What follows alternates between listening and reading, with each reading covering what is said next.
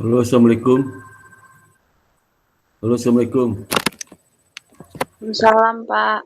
Buka videonya, Dek. Selama kuliah buka videonya. Waalaikumsalam, Pak. Salam, buka videonya. Buka videonya. Iya, Pak. Kamu, kita masuk pagi kan? Hah? Halo? Di mute, buka suaranya. Mute, unmute. Iya, Pak. Oh, pagi ya, ngambil masa kemarin ya? Iya, Pak. Kamu magang di mana? Di Bang Sumsel, Pak. Di mana, Bang? Bang Sumsel Babel, Pak. Oh, susu bubble ya.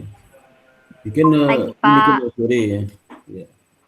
Oke, yang berikutnya siapa Lagi nih? nge-CA. Oh, ini kan kamu apa yang kelas sore ya? Iya, Pak. Oh, satu lagi ini siapa nih? Buka videonya siapa nih? Elin. Halo, buka videonya. Bentar Pak, pakai kerudung. Oh iya. Iya.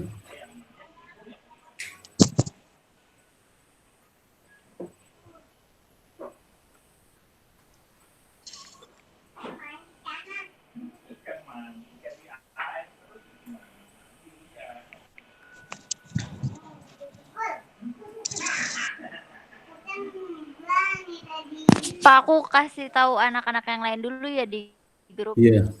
Wis tahu jadi siapa nih? Heavy ini mana buka videonya? Ini Tambunan.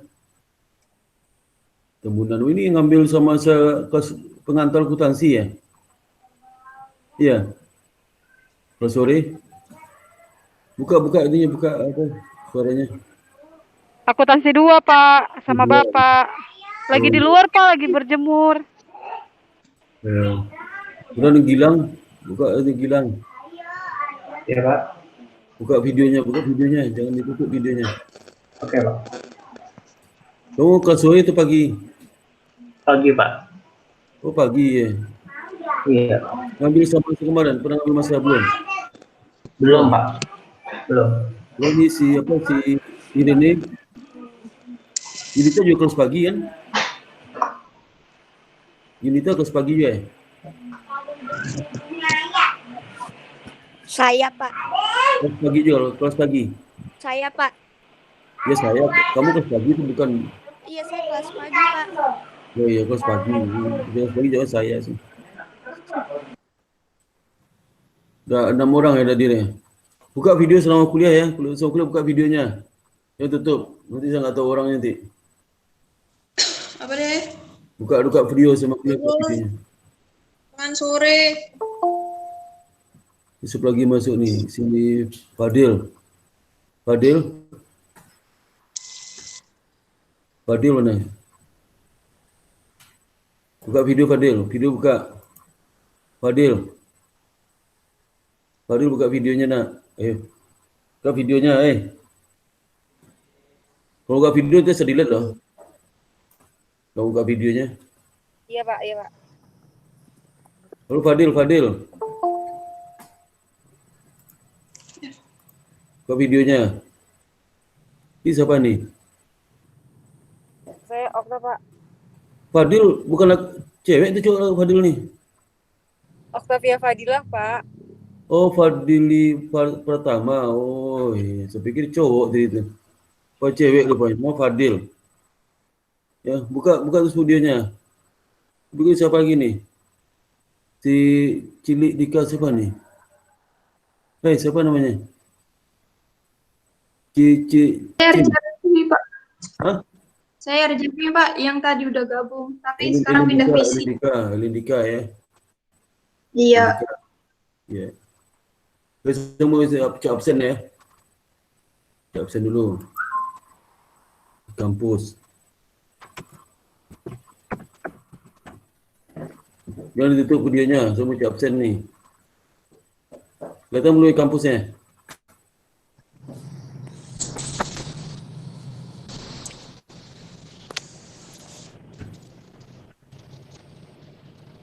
Ya.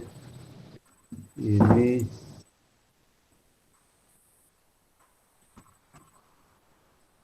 dosen pembimbing.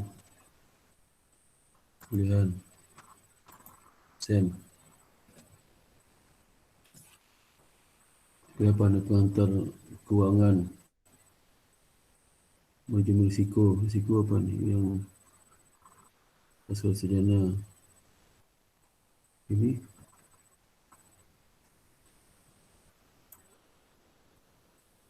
Oh, ada. Sini. Oh ini.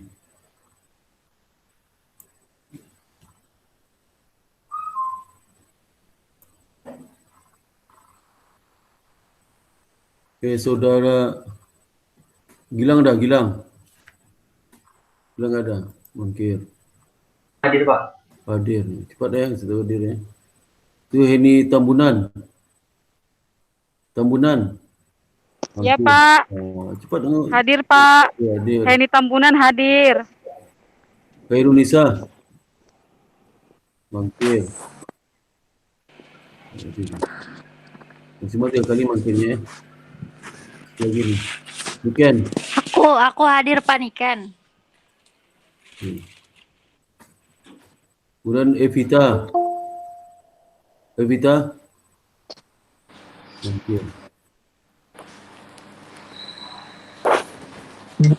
Kemudian Elin. Hadir, Pak. Hadir. Octavia. Saya Pak. Hadir ya?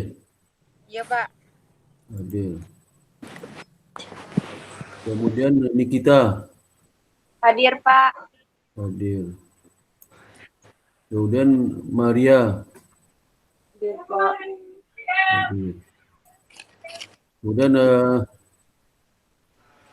Rifai ini kalau nak ke pagi ni, mangkit ya. Okay. Elizabeth. Mungkin.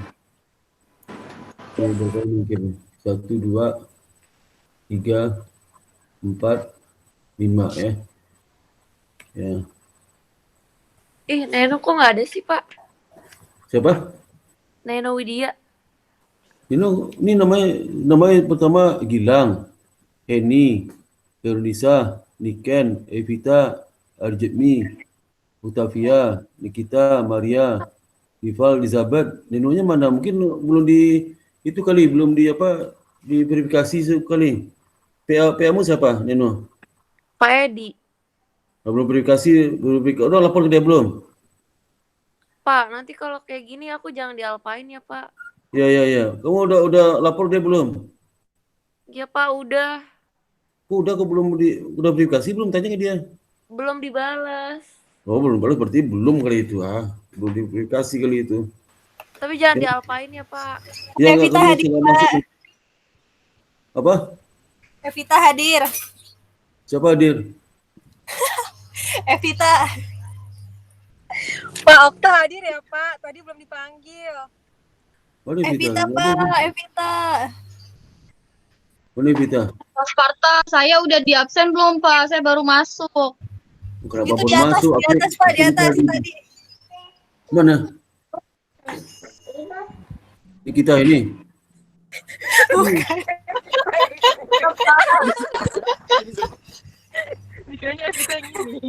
Aku di mana? Ini siapa nih? Nomor lima, Pak. Marahin aja Pak, marahin. Bandel emang Pak, bandel. Ya, itu. Pak itu Okta Pak belum. Hadir. Ya, makasih ya, Pak. Pak Okta. Udah ya. Pak. Pak, saya hadir Pak. Siapa? Bapak. Siapa? Ica. Iya, Pak. Tadi saya ribet switch email dulu, soalnya nggak bisa pakai Gmail biasa. Ica mana nih? Itu tadi saya, Pak. Nomor berapa? Coba, Pak. Tadi saya nggak lihat nomornya. Coba scroll lagi deh, Pak. Iya, ini Pak, nomor 3. Oh, banyak gaya situ sih. Ya Allah, Akbar. Ya udah, nanti saya ganti deh. Mau banyak gaya jadi nggak kelihatan banget. Siapa lagi? Pak, saya Pak hadir Pak. Siapa namamu? Itu Pak, ya itu. Ini, ya itu siapa namanya? Ya itu siapa? Rival Pak, Rival. Oh, Rival. Tiba kamu nak pagi kan? Iya Pak. Pagi nih yang jadi apa wakil sekjen BEM, ya, Wakil ketua Pak. wakil ketua BEM, ya. Iya tapi periode lalu Pak. Ya sekarang udah pensiun kamu udah, Nah, dapat uang pensiun dong, apa Pak? dapat uang pensiun kamu, Enggak lah Pak. hah? Nggak dapat apa-apa Pak. Pengalaman Uang aja. pensiun, pengalaman ya lah. Oke, hari ini kita kuliah manajemen risiko ya, menulis itu dulu ini ya. Kemudian saya buka dulu apa ininya. Pak Sparta, saya izin ke toilet sebentar ya, Pak. Jangan lama-lama ya, nanti nggak bisa masuk loh. Oke, Pak. Sebentar saya mau cari dulu nih. Aduh, tadi saya udah ketemuan. Ada berapa orang? Semua 11 orang yang itu yang ngambil ya? Iya, Di sini sih ada 11 orang sih, Pak. 11 orang ya. Ketua kelasnya siapa, Pak? Kuliah online. Pak, Ya. Bapak, Apa? ketua kelasnya siapa? Pak, ketua kelasnya Neno aja ya, Pak. Apaan sih, No? Kan tadi gua udah nanya gua. Ica, Pak, Ica. Kayak gini Pak, aja, nanti kalau Okta perlu aja, Pak. kalau perlu sebentuk kalian nggak usah deh ya. Perlu dibentuk deh. Oke, ini ya saya Ketua kelasnya Heni, Pak. Pak, Okta kan Pak ketua Iya, kelasnya, Pak. makasih Pak. Bawel Iya. banget sih, Okta berisik ih. basic deh. Ini mana? Kurikulum Pak, mana? like dan subscribe channel YouTube aku ya, Pak. Udah subscribe belum YouTube saya? Udah, aku udah dong. Aku udah like. Aku udah, Pak. Pak, udah. Udah, Pak. Udah di like, di subscribe, diikutin terus, Pak. Ya, Oh, aku gitu ya? ikutin vlog Pak Sparta terus kok, Pak, biar naik Oh, gitu ya. ratingnya. Peres. Kita salah lagi sebentar. Bentar ya.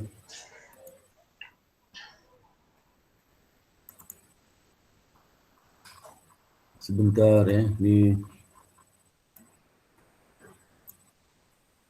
Siapa yang belum subscribe itu YouTube saya? Siapa yang belum? Neno Hah? kayaknya belum, Pak, Neno. Udah. Neno kayaknya belum, Pak, belum nge-subscribe. Yang pagi semua, pagi udah belum? Udah, Pak. Oke, Kayaknya ini tadi wakil ketua belum deh, Pak. Oke, saya manajemen risiko ya hari ini. Jadi risiko kita sekarang ini adalah berbeda dengan risiko sebelumnya. Risiko sebelumnya kan kita level 1, level 2 ya. Tapi mengingat pengalaman selama ini sejak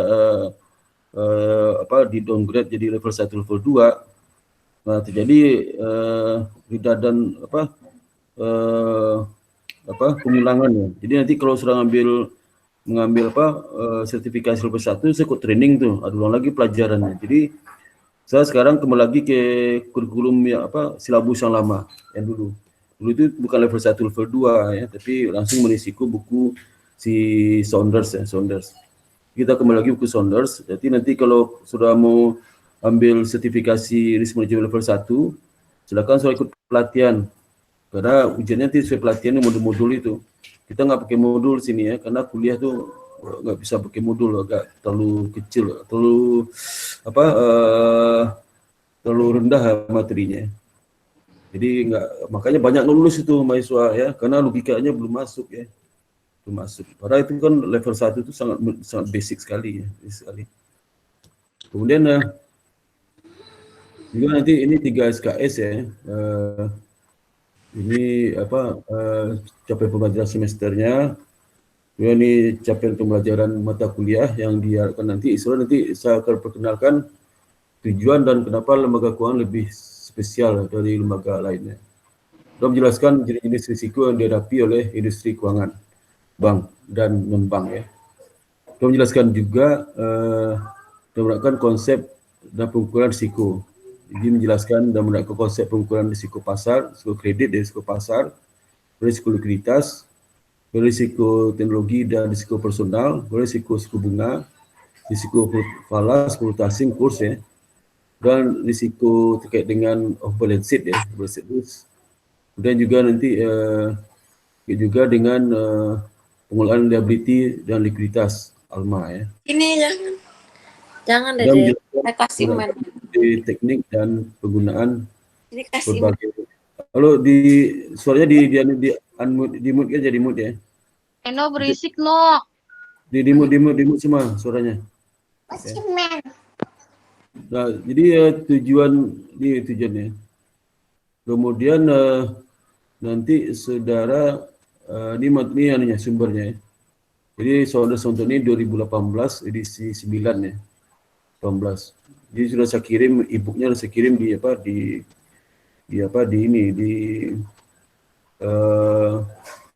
Google Scholar ya, Google Classroom ya, Google Classroom. Kemudian materi ini sudah saya kirim juga ya di sini. Kemudian juga nanti mengenai Hogan juga digunakan, ini bukunya agak lama ya, tapi sangat masih relevan dipakai sekarang ya. Kemudian juga ini modul, ini tambahan aja ya. Level 1, level 2 tambahan. Kalau sudah baca silakan ya. Kemudian Kap Christopher, ini ada risk management proses ya. Ini buku tambahan. Kemudian bara 1, bara 2, level 1, level 2 ini juga buku tambahan. Dan ketentuan otoritas jasa keuangan tentang risiko ya. Jadi kita nggak pakai buku modul 1, level 1, level 2 ya. Nah, nanti saudara disuruh bikin makalah ya, nanti dikumpulkan di akhir semester di saat ujian ya, ujian. Makalahnya mengenai aplikasi terhadap ini mata kuliah ini. Misal saudara nanti ada berapa kita pelajari, ada risiko kredit, risiko likuiditas, ambil salah satu aja, satu dari topik itu sudah bikin makalahnya ya. Makalah. Jadi misalnya makalah implementasi, misal contoh saya ambil risiko kredit ya. Di latar belakang itu kasih tahu kenapa saya ambil risiko kredit ya. Nah, terus saudara coba diimplementasikan, dilihat di satu bank atau satu perusahaan. Satu bank kita banyak membahas tentang bank ya. Tentang bank. Nah, risiko kredit itu nanti kita akan kita pelajari apa aja yang mengukur risiko kredit itu seperti apa. Mengukur risiko kredit. Nanti risiko kredit itu diukur coba terapkan di salah satu bank dengan menggunakan laporan keuangan ya, laporan keuangan. Misalnya 5 tahun terakhir ya, 5 tahun terakhir. Atau 3 tahun terakhir lah, 3 tahun terakhir. Semua jangan banyak ya. Terus kalau 4 tahun terakhir sudah tetap menggunakan 2 laporan audit tahun 2000 jadi 3 tahun terakhir juga nggak apa-apa lah ya, 2 tahun terakhir. Nah itu di story dan aplikasinya seperti apa. Jadi landasan teori itu implementasi teori ya, story. Nah ini materinya, jadi nanti saudara tugas partisipasi kuis ya. Kuis itu kalau nggak ada nanti semuanya masuk ke tugas nilai paper ya. Tugas itu seperti ada soal di dalam buku itu sudah kerjakan ya. Jadi hari ini kita menjelaskan visi, misi, nilai-nilai IPS ya, tujuan pengelolaan risiko, kebijakan pengelolaan risiko. Kemudian kenapa lembaga keuangan itu jadi spesial ya. Dan banyak regulasi yang dibuat untuk mengatur lembaga keuangan. Kalau sekarang kan disebut dengan sektor jasa keuangan SJK. Sektor jasa keuangan itu regulatornya itulah OJK ya, OJK. Yang langsung mengawasi aktivitas-aktivitas dari sektor keuangan, sektor jasa keuangan. Sektor jasa keuangan itu ada sektor jasa keuangan bank, ada sektor jasa keuangan non bank. Kalau yang non bank seperti ada asuransi, dana pensiun ya, kemudian juga seperti lembaga pembiayaan ya, kemudian pasar modal gitu, pasar modal. Gitu ya. Nah, itu materinya hari ini. Pertama ini pembukaan aja ya. Kemudian yang hari pertemuan kedua kita membahas mengenai risiko yang ada dalam lembaga keuangan ya. lembaga keuangan. Ya. Jadi financial institution. Jadi lembaga keuangan itu perbankan ya, dan non-bank ya. Jadi buku ini banyak membahas tentang perbankan ya, tentang perbankan. Tapi terakhir setiap chapter itu dia bahas juga yang lembaga keuangan non-bank. Lembaga keuangan non-bank itu karena aktivitas lembaga keuangan non-bank itu tidak selengkap aktivitas bisnis perbankan. Ya. Seperti misalnya lembaga keuangan asuransi ya, nah, itu kan aktivitasnya tidak seribet dari perbankan ya. Dia memperoleh dana dari kliennya dalam bentuk si petanggung ya. Nanti dia salurkan dana itu untuk investasi ya. Investasi. Dana premi itu investasikan. Investasi itu digunakan hasil untuk membayar klaim-klaim asuransi kalau nanti ada masalah atau pertanggungan itu terjadi gitu ya. Nah itu asuransi. Kalau dana pensiun ya, dana pensiun itu kan lebih simpel ya, lebih simpel lagi aktivitasnya. Dia menarik dana pensiun dari peserta setiap bulan, baik ditarik dari pemberi kerja ataupun dari pekerja ya. Nanti dana itu diinvestasikan juga. Ya, jadi dia tidak boleh memungut dana di luar peserta ya, lebih simpel lagi. Ada lagi lembaga pembiayaan. Lembaga pembiayaan itu seperti kredit motor, leasing, segala macam. Itu kan lembaga pembiayaan. Ya. Pembiayaan itu lebih simpel juga ya. Dia tidak boleh menarik dana dari nasabah ya. Tabungan giro nggak boleh. Ya. Di mana sumber dana? Jadi kasih pinjaman kredit kepada pengusaha kecil, terus kepada masyarakat yang butuh konsumsi. Nah, kemana dana diperoleh dana dari pinjaman pihak ketiga dari perbankan. Dia tidak boleh juga mengungut dana dalam bentuk tabungan giro deposito. Jadi simpel ya, lembaga pembiayaan. Jadi pasar modal. Pasar modal itu juga aktivitasnya adalah sebagai tempat untuk memasarkan dua instrumen keuangan kan, seperti misalnya obligasi dan saham. Itu di trading di pasar modal. Jadi tempat bertemunya investor dan investee. Investee itulah sebenarnya tempat bertemunya investor dan trader sebenarnya, pedagang dengan investor. Pedagang itu sebagai perantara di mana barang dijual dari investee. Jadi penerbit obligasi, penerbit dari saham itu namanya investee. Nanti yang perdagangan trader yang perdagangan penghubung pada si investor ya. Jadi tidak bertemu langsung ya. Kalau bertemu langsung mereka ngapain si investor ke pasar modal ya. Pasar modal itu karena investor tahu di situ banyak berkumpul produk-produk dari investee yang diperdagangkan oleh trader di pasar modal. Itu jadi sedangkan bank luar biasa ya. Luar biasa sekali aktivitas. Maka di dalam sektor jasa keuangan itu yang menguasai pasar itu adalah perbankan, mungkin 70 sampai 80% ya. Dari total pasar sektor jasa keuangan ya, baik itu bank ataupun non bank. Maka itu lembaga financial di dalam buku ini membahas banyak tentang perbankan. Nanti non bank dibahas juga, tapi biasa di bagian akhir itu dari chapter itu. Nah kemudian juga nanti ada latihan soalnya di sini ya. Kemudian juga nanti ada credit risk, risiko kredit ya, Ini risiko kredit itu membahas mengenai risiko itu, artinya kalau di segi risiko ini kemungkinan kredit itu tidak dibayar pokok dan bunga oleh si debitur ya, itu risikonya. Nanti bagaimana kita mengukur risiko itu ya. Kemudian juga yang berikutnya market risk ya, risiko pasar. Risiko pasar itu tentu saja risiko muncul di pasar akibat adanya pergerakan harga, price bergerak. Jadi terjadi naik turun sehingga investor bisa mengalami keuntungan, bisa mengalami kerugian. Tapi kalau harga itu tidak bergerak, berarti tidak ada keuntungan dan kerugian, ya tidak ada. Jadi tidak menarik untuk investor jangka pendek gitu ya. Jadi risiko muncul dari pergerakan harga di pasar. Liquidity risk kita bahas mengenai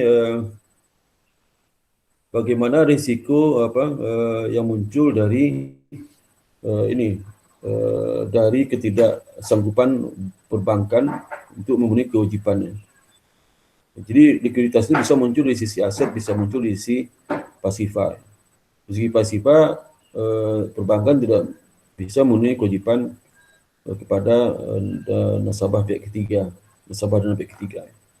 Sekarang kan salah satu bank swasta ada yang sampai tidak sanggup ya membayar deposito dicairkan oleh nasabah.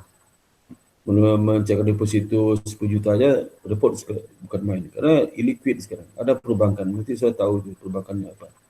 Ya. Bank swasta ya.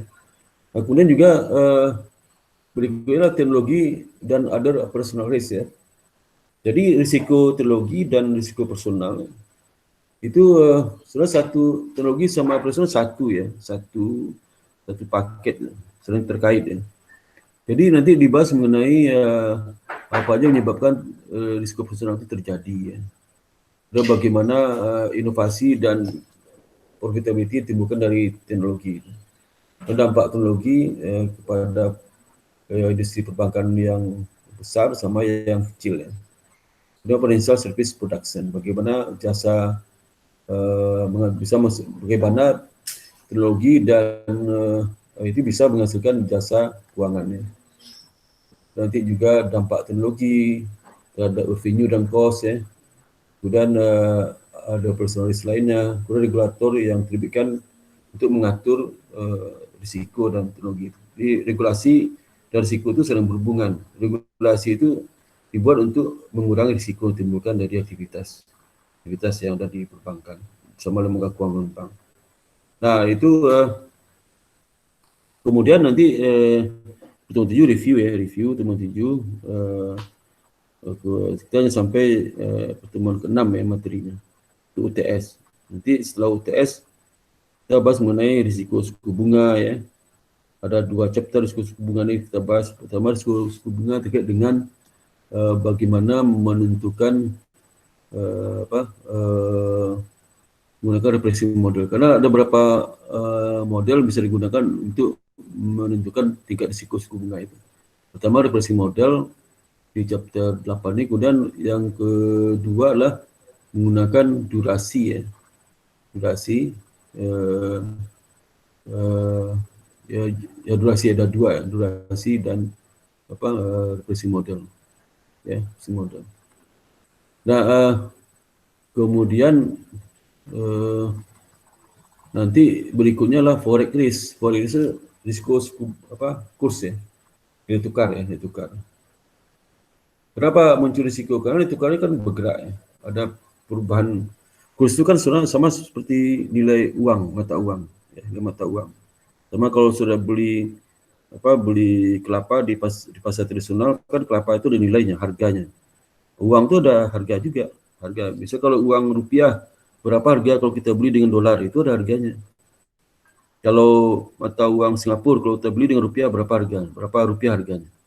Harga mata uang Singapura kalau kita beli dengan rupiah itu namanya kurs ya, kurs. Jadi karena istilahnya kurs bikin pusing mahasiswa, soalnya itu harga mata uang sebenarnya ya, harga mata uang. Harga mata uang itu di pasar uang itu bisa bergejolak ya, berubah-ubah. Kalau saham itu harga saham yang diperdagangkan di pasar modal. Kalau harga mata uang itu diperdagangkan di pasar uang. Jadi beda pasarnya, tidak sama. Kalau harga saham itu dipengaruhi faktor utama fundamental perusahaan itu. Fundamental perusahaan itu kinerja dan kondisi keuangan perusahaan. Itu fundamental utama. Dan bisa dipengaruhi oleh isu-isu lain terkait dengan regulasi industri ya, kemudian juga terkait juga dengan isu isu perusahaan itu, apakah perusahaan mau kebijakan strategik perusahaan masa datang ya, apakah prospek atau tidak, kemudian isu-isu yang terkait dengan masalah-masalah di industri dan di perusahaan itu sendiri ya. Nah itu mempengaruhi lah saham. Tapi kalau di harga mata uang itu terkait dengan fundamental negara, satu negara. Jadi kalau di dalam kalau fundamental perusahaan kita lihat di neraca laporan keuangan perusahaan, Nah, kalau fundamental suatu negara ada di dalam balance of payment (BOP). Balance payment itu ada di situ berapa aktivitas ekspor impor ya, aktivitas lainnya ya, ada di situ ya. Mungkin itu dibelajar di mata kuliah pengantar makro ya, balance of payment. Nah itu jadi forex risk itu harga mata uang satu negara itu bergejolak. Karena tergantung fundamental negara, isu lain terhadap negara itu seperti misalnya kayak mata uang rupiah kita harga berapa, kalau dibeli dengan dolar harga berapa. Itu kan terkait dengan isu fundamental ekonomi Indonesia. Ekonomi Indonesia memburuk, GDP turun terus, seperti mata uang rupiah akan turun ya, Juga seperti isu lain, seperti sekarang ini kasus COVID ya. Kasus COVID itu juga membawa dampak kepada turunnya mata uang. Sama kalau perusahaan itu kalau direksi kena COVID, pastilah ya, direksi kena COVID semua, kadang kena COVID semua. Nah, pasti harga saham perusahaan itu anjlok, pasti anjlok ya. Akan terjadi pergantian pimpinan yang membawa ketidakpastian bagi pasar. Sehingga harga sahamnya itu bergejolak dan down ya, jatuh ya ke bawah. Sama tahu uang rupiah. Misalnya seperti Indonesia di lockdown oleh 50 berapa negara, siapa tahu? Berapa negara melockdown Indonesia sekarang? Halo? Halo? Iya, Pak. Berapa negara yang melockdown Indonesia sekarang? Berapa negara? Iya, Pak. Berapa negara?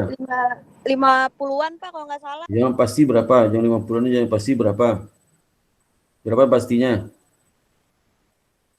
Halo? 56, Pak, atau 59, Pak. Nah, jangan pakai atau yang pasti berapa? 59. Coba lihat di Google-nya. Ada AP-nya itu, bisa lihat di Google. 59, Pak. Berapa? 59. Kamu tahu dari mana? Dari berita, Pak. Berita udah pasti itu 59. Ya, Pak. Nah, 59 kan? Negara itu udah berapa banyak negara di dunia? Coba, negara dunia ada berapa negara di dunia ini? Siapa yang tahu? Berapa jumlah negara di dunia ini? Bukan hanya terdaftar di PBB, di luar PBB juga ada ya. Ada berapa negara nggak terdaftar di PBB? Coba tahu, coba Saya lebih. jawab, Pak. Ya, coba aja berapa? 139, Pak. Berapa? 139, Pak. Nah, 139 itu negara di dunia ini. Lebih dari separuh, hampir separuh itu melockdown. Yang separuh itu negara-negara besar ya, bukan negara-negara yang nggak dikenal. Oh. Ya, jadi luar biasa sekarang ya. Jadi karena Benar nggak, Indonesia, Pak, jawaban saya, Pak? ya kamu lihat di mana jawabannya? Lihat di mana? Lihat di mana? Terus Ya, di sini. saya baca berita, Pak. Bohong, Ya. Pak, dikasih tahu pacarnya, Pak. Pacarnya ada Di sumber di mana sumbernya? Coba Ya, tulis Pak, sumbernya. dia lagi pacaran tau, Pak. Ya, tulis sumber di mana sumbernya? sumbernya dari pacarnya, Pak. Ya, kalau normal sih nggak apa baca, kalau mabuk upaya juga tuh. Ya, mabuk susah tuh ya. Nah itu kemudian kita lanjutkan off-balance sheet ya. Off-balance sheet. Off-balance sheet risk itu ada risiko karena off-balance sheet itu transaksi atau komitmen yang dibuat oleh lembaga keuangan itu yang berdampak pada aliran kas, saluran masuk di masa datang. Dampak kemungkinan jadi aset, jadi pasifa di masa datang ya. Itu berisiko juga, bisa menemukan rugi atau laba ya, rugi laba ya. Seperti contohnya seperti perusahaan komitmen untuk memberikan kredit ya, komitmen loan ya. Saat kredit ditantangani itu udah komitmen loan, itu off balance sheet itu. Karena perusahaan buka LC impor ya, itu komitmen. Kalau LC impor kemudian apa? Kalau barangnya datang dan dokumennya clean, maka bank harus bayar ya. Itu balance sheet ya. Standby LC juga sama ya. Nah juga seperti misalnya transaksi derivatif ya, itu transaksi derivatif saat transaksi di kontrak tantangani itu belum mempengaruhi posisi keuangan perbankan. Kapan pengaruhi? Nanti ke depan ya, tergantung kontraknya itu. Nah saat transaksi ke depan itu bisa menemukan kerugian atau keuntungan bagi perbankan itu. Seperti contohnya transaksi derivatif itu seperti apa, option, futures, kemudian swap ya, bukan swap, tes swap yang itu yang COVID bukan ya, ini swap ya. Nah, ada lagi seperti apa, itu ada berapa jenis ya.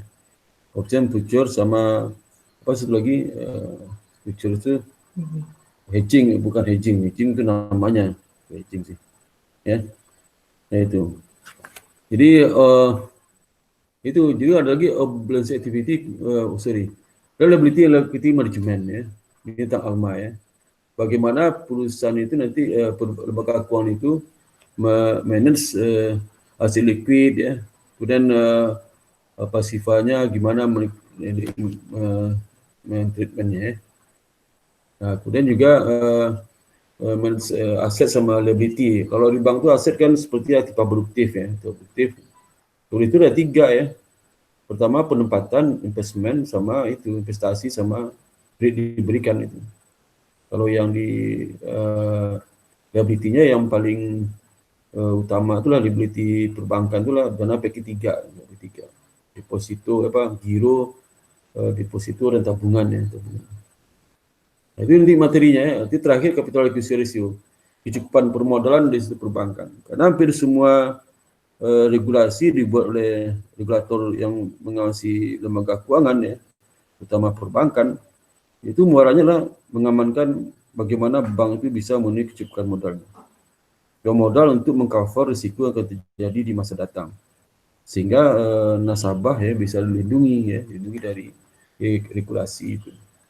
Dan seperti misal perlindungan konsumen, termasuk juga salah satu cara bagi lembaga keuangan itu, lembaga otoritas untuk melindungi konsumen melalui kebijakan capital adequacy ratio itu salah satu itu. Ya. Nah, itu materi bahas nanti ya. Kemudian berikutnya lah hentikan ya. Kalau tanya sampai sini sebelum saya masuk ke materi ya.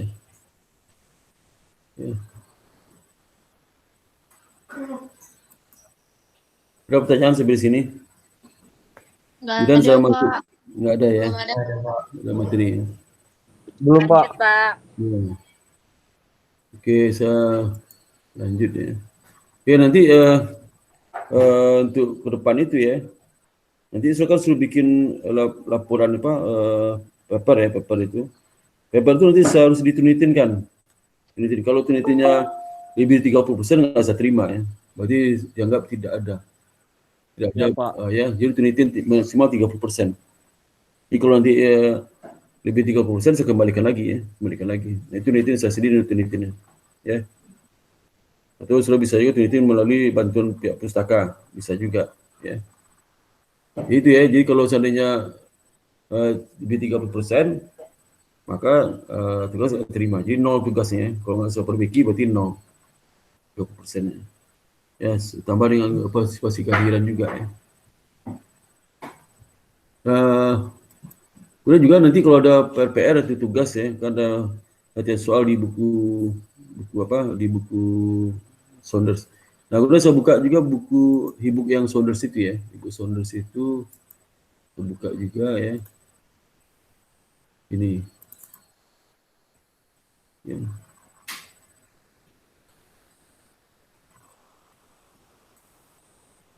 Apa? Oh, sudah mana tu? Ini ya, teknik kapten ya. Saunders.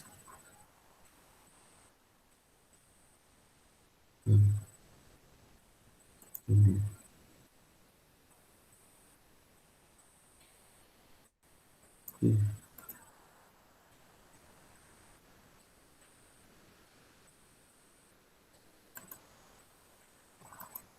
Udah lihat nggak? Halo? Kita nggak bukunya? Iya, Pak. Lihat Iya, kan? Pak. Nah, ini buku, ini sudah saya kirim ya. Saya kirim nih. Ini ada 913 halaman. Itu bahasa nggak jelas suaranya ya. Jadi ada 913 halaman ya. Buku ini tidak semua chapter kita pelajari, ini edisi tahun 2018 ya. Ini Financial System Management, ini sangat terkenal bukunya. Jadi hampir semua perguruan tinggi pakai buku ini. Jadi Management di S1, di Trisakti, di Untar ya. Kemudian di UI juga pakai buku ini. Nah, kemarin kita di downsize tuh pakai modul 1, 2. Jadi nggak kurang lah ya, maka banyak nggak lulus itu ya. Logika filosofi nggak dapat sudah. Karena double, jadi udah belajar di di mata kuliahnya ditering lagi, jadi sudah bosan mau belajar akhirnya ya. Ini kalau soal belajar nanti belajar modul kan saya penasaran tuh apa sih modul itu ya. Jadi motivasi sudah untuk belajar di pelatihan itu. Kalau sama ya di pelatihan nggak mau belajar sudah. Nggak menteng ya. Maka banyak yang lulus cuma 60% cuma. Ya. Nah ini isinya itulah ini ya. Dari sini nih. Dari sini ya. Nah isinya. Jadi ada 3 bagian ya. Pertama mengenai introduction ya. Introduction mengenai pengenalan terhadap lembaga keuangan. Lembaga keuangan ada financial service depository, lembaga keuangan terkait dengan perbankan gitu ya. Kemudian financial service finance ya. Perusahaan pembiayaan, finance company itu perusahaan pembiayaan ya, lembaga pembiayaan. Depository itu seperti perbankan ya. Kemudian yang berikutnya ada security firm, investment bank, itu pasar modal. Jadi perusahaan sekuritas dan tentang investment bank itu bukan perbankan itu ya. Kemudian juga mutual fund and hedge fund company, perusahaan-perusahaan yang terkait hedging ya. Kemudian insurance company, perusahaan asuransi. Nah, itu perusahaan. Kalau kita lembaga keuangan non bank itu kalau sektor jasa keuangan itu ada 2 kan, bank non bank. Kalau bank itu sudah tahu ya berapa bank di Indonesia. Kemudian yang non bank ini yang banyak sudah nggak tahu nih. Non bank itu seperti apa? Asuransi ya, dana pensiun ya, dan lembaga pembiayaan ya, seperti leasing ya, kredit motor dan sebagainya. Kemudian ada lembaga pembiayaan ventura ya, itu sebagai termasuk lembaga pembiayaan. Dan juga pasar modal ya, itu yang kalau lembaga keuangan non bank itu paling besar itu asuransi paling besar ya, asuransi. Dana pensiun itu tergantung dari itu ya.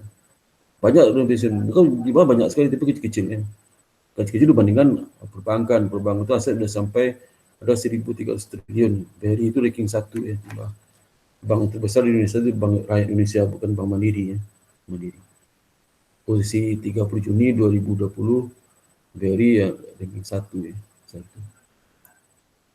Nah ini ya. Kemudian yang kedua bagaimana risiko itu diukur, seperti suku bunga bagaimana diukur ya, risiko kredit bagaimana ukur risiko kredit, dan bagaimana ukur risiko likuiditas ya, dan bagaimana ukur risiko kurs ya, dan bagaimana mengukur risiko sovereign risk ya. Dan itu sama dengan country risk ya, country risk. Dan risiko market, balance sheet, teknologi dan operational risk. Nah kita karena terkait dengan perbankan ya, maka kita ambil di bagian 1 introduction itulah nomor 1 sama nomor 7 ya, nomor 7 ya.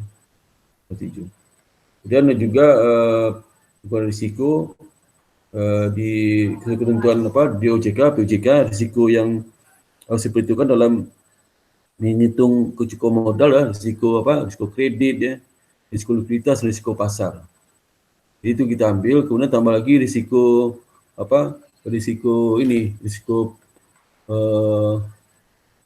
operasi ya, operational risk. Jadi operational risk, market risk, kredit, likuiditas, kemudian risiko balance sheet ya, dan itu kita ambil ya. Kemudian bagaimana risiko itu dikelola ya. Risiko dikelola itu artinya bagaimana itu risiko itu bisa dikurangi, manage risiko supaya bisa dikurangi. Jadi nggak mungkin risiko itu nol ya, tapi potensi risiko itu dampak financingnya bagi lembaga adalah sekecil mungkin. Ada caranya. Maka ada cara pertama pengolahan liability dan liquidity aset ya.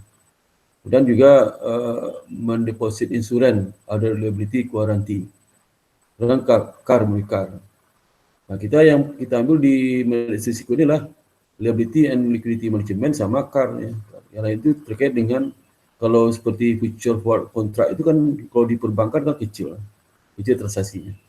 Kalau sila di balance sheet rekening administrasi perbankan itu berapa persen sih transaksi perbankan terkait dengan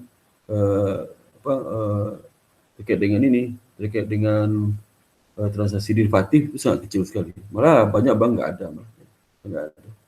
Yang paling ada pun common loan itu pun nggak besar lah. Ya.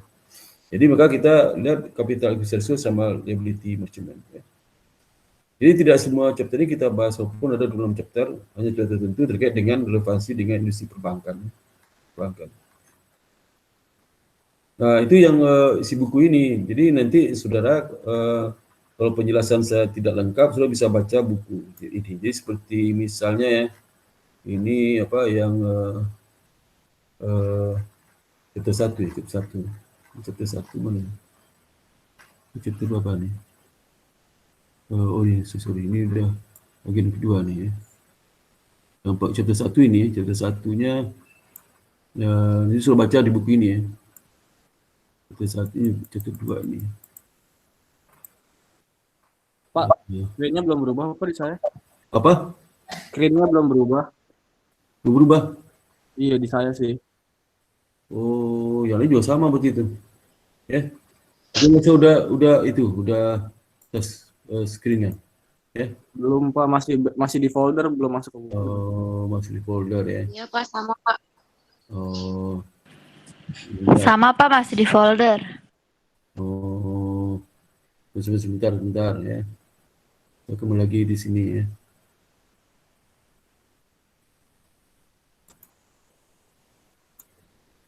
Oh iya ini ya. Ini kan Windows ya. Windows sambil yang ini ya. Ini nggak lihat juga? Nggak lihat juga ya? Ada nggak muncul? Halo? Ada Pak. Ada Pak. Udah ya. Ada Pak. Jadi suruh buka juga, udah saya kirim ke saudara itu ya. Saya bikin saudara. Ya, ini Udah dikirim Pak. apa? Udah dikirim. Dikirim, kamu masuk ke itu dong, Google Classroom dong, Google Classroom. Ya Pak. Di Classroom ada saya bagi itu ya. Maka di Classroom itu ketika hadir, kalau nggak hadir itu separuh nyawamu hilang tuh ya. Kalau di Google Classroom nggak kamu mungkin hadir tuh. Ya, separuh jiwamu hilang tuh. Di separuh jiwanya ada di sini, 10 jiwa di Google Classroom ya. Halo, ngerti nggak?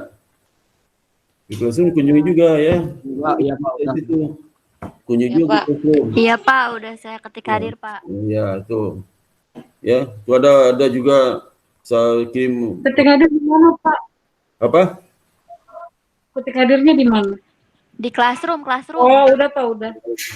Tuh lihat bahannya ada situ. Di download bahannya itu ya. Ngerti nggak download Ya Pak. Kalau nggak tahu cara mendownloadnya, kamu les di itu aja, les bagaimana menggunakan Classroom. Cari lembaga les sudah nggak? Les, Pak. Kalau nggak bisa ya. Ini ya. Ntar minta ajarin kita, Pak. Aja sama cukmu aja ya. Dah, nanti Tahu Ica. Oh Pak. nah sekarang saya masuk ke materi ya, Masuk ke materi. Ya. Mana materi ini?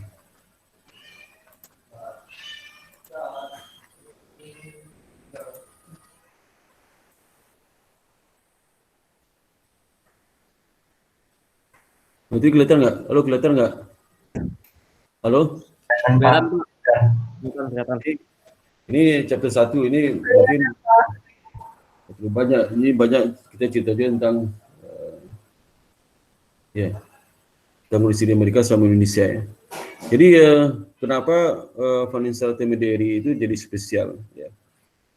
Spesialnya karena kalau kita lihat ya,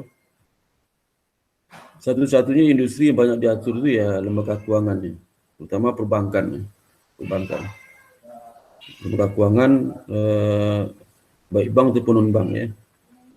Nah, saya kalau saya lihat kenapa saya bisa tahu apa masing-masing kegiatan operasional bank non bank, karena saya juga termasuk penguji fit and proper test di OJK ya, tapi non bank. Jadi non bank kan saya pelajari juga bagaimana kondisi kerja industri dana pensiun ya, asuransi ya, kemudian juga kondisi kerja dari lembaga pembiayaan, kemudian pasar modal ya, terus harus saya pelajari juga ya, walaupun belum dalam sekali ya, mungkin tidak saya sedikit tahu lah ya. Karena beberapa kali saya uji juga calon direktur itu ya. Nah, sehingga di situ saya pikir perbankan itu nggak ada duanya ya, aktivitas luar biasa perbankan ya, perbankan. Nah, tujuan dari charter inilah itu mengembangkan alat yang diperlukan untuk mengukur dan mengelola risiko lembaga keuangan. Jadi itu tujuan dari risiko itu. Sudah menjelaskan peran khusus lembaga keuangan dalam sistem keuangan dan fungsi yang disediakannya. Jadi bagaimana peran lembaga keuangan dalam sistem keuangan? Sistem keuangan itu ada beberapa komponen masuk dalamnya kan, seperti perbankan ya, seperti lembaga keuangan lainnya, di bank sentral ya. Tujuannya menjaga kestabilan sistem keuangan. Belum menjelaskan mengapa berbagai lembaga keuangan menerima perhatian regulasi khusus ya. Apa ya? Dan diskusikan apa yang membuat beberapa lembaga keuangan lebih istimewa dari yang lain. Nah, kalau kita lihat ya, kalau seandainya lembaga keuangan itu tidak ada, apa yang terjadi? Yang terjadi adalah maka terjadi interaksi langsung ya dari pihak yang membutuhkan dana sama pihak yang kelebihan dana. Jadi misal ada perusahaan yang ada seperti misalnya para rumah tangga itu seperti keluarga-keluarga yang punya dana dengan sungguh-sungguh menabung, karena penghasilan itu biasanya lebih besar pada yang di kebutuhan yang sehari-hari. Jadi ada tabungan. Nah, tabungan itu kan menumpuk sehingga supaya produktif tentu saja dia akan pinjaman kepada perusahaan-perusahaan secara langsung. Nah, bayangkan betapa ribetnya, betapa sulitnya itu, dan kemungkinan bisa kena tipu juga ya, dan nggak aman dan sebagainya. Dia pertengkaran, wah luar biasa itu. Bagaimana lembaga keuangan itu nggak ada, ya. Jadi kalau lembaga itu nggak ada ya, kita lihat kalau tanpa lembaga keuangan itu tingkat aliran dana pasti rendah. Kenapa rendah? Karena rumah tangga itu pasti ada antrasnya terhadap perusahaan-perusahaan yang akan meminjam. Kalau nggak kenal kan nggak dikasih. Juga butuh waktu dia melihat, ya siapa yang bisa dipinjamkan.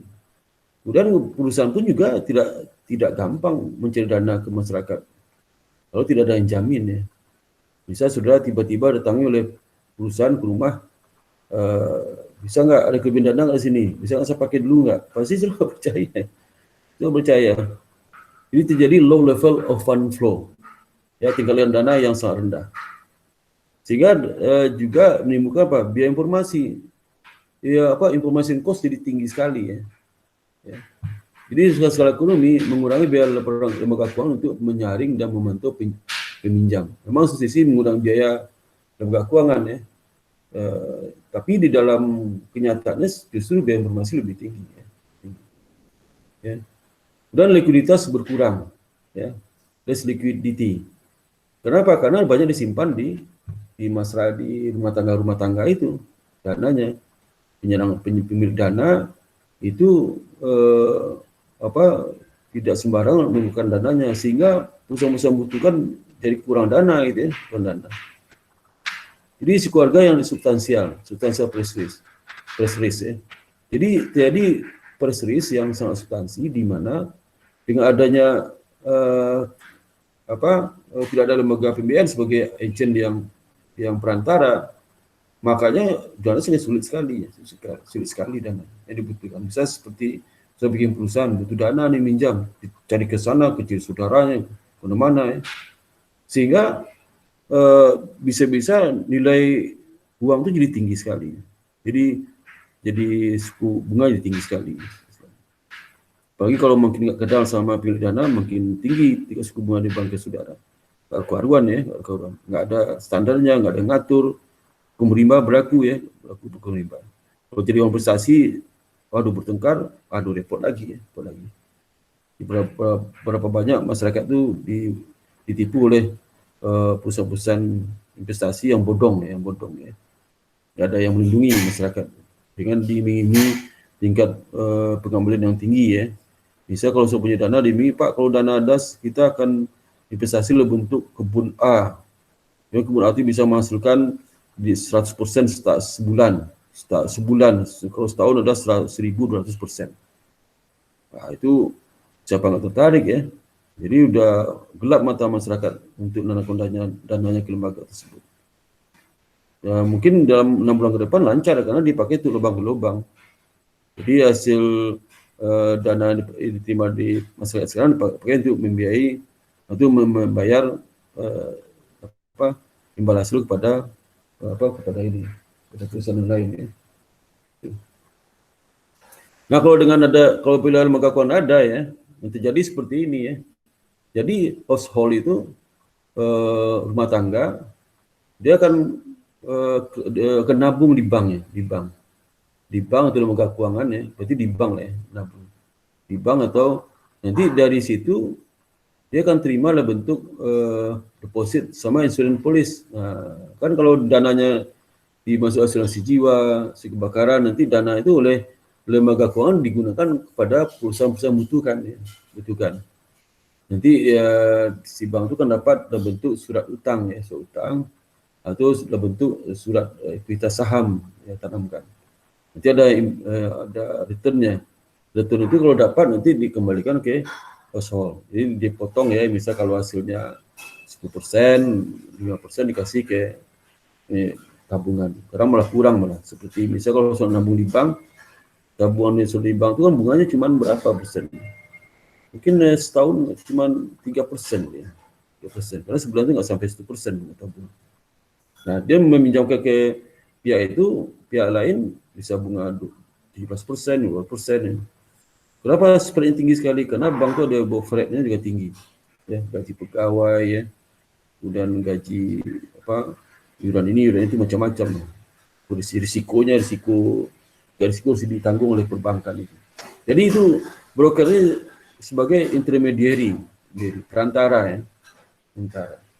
Jadi dia akan mengelola aset-aset yang berasal dari household itu, dari investing. Ya. Jadi fungsi dari lembaga keuangan itu sebagai broker dana sebenarnya. Ya. Agent investor ya. Agent investor. Kalau kita misalnya seperti lembaga pembiayaan seperti apa? Ada besar-besar lembaga pembiayaan ya. Operasi termasuk lembaga pembiayaan juga. Tapi seperti itu. PPR itu perbankan ya, perbankan. Dan seperti misalnya lembaga pembiayaan yang seperti kredit Astra itu pembiayaan ya. Yang perantara ya. Perbankan juga sama lah ya. Jadi bisa mengurangi biaya melalui skala ekonomi skala. Jadi biaya bisa berkurang ya. Biaya kalau dia langsung kan waduh, bukan main, tidak efisien ya. Itu mendorong tingkat tabungan yang lebih tinggi karena masyarakat percaya. Jadi masyarakat itu ada trust dalam menitipkan dana di perbankan. Lalu terjadi transformator aset ya. Jadi perbankan itu terima aset dari penabung ya. Nanti aset itu akan ditanamkan dalam bentuk ada 3 tadi, penempatan, investasi, kemudian diberikan. Kalau di perbankan ada 3 itu ya. Kalau di investasi itu dalam bentuk sekuritas ya, sekuritas primer, primary security, yang juga klaim kepada household ya. Dan sekuritas sekunder seringkali lebih mudah dipasarkan ya. Dan investor juga nanti peran dari lembaga keuangan dalam penggunaan biaya adalah jadi investor terkena biaya agensi ya. Peran BI sebagai delegate memonitor dari dana yang dilegasikan kepada perbankan itu untuk dikelola. Di kontrak utang berjangka lebih pendek, lebih mudah dipantau daripada obligasi. Nanti juga mereka bikin kontrak utang ya, lebih pendek dengan debitur dia, sehingga seperti misalnya kalau dia beri kredit jangka pendek, mudah kerja dan sebagainya, itu kan lebih mudah dipantau daripada obligasi kan jangka panjang.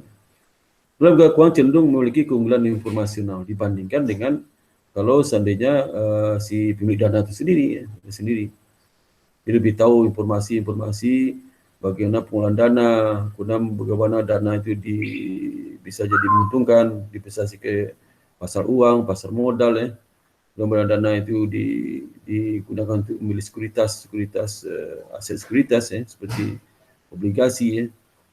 Dan juga mereka putarkan dana itu dalam bentuk pembiayaan ya, kredit kepada debiturnya. Itu lebih luas ya daripada dari nasabah penyerang dana sendiri. Nah, kenapa spesial lembaga keuangan itu? Pertama liquidity dan price risk ya.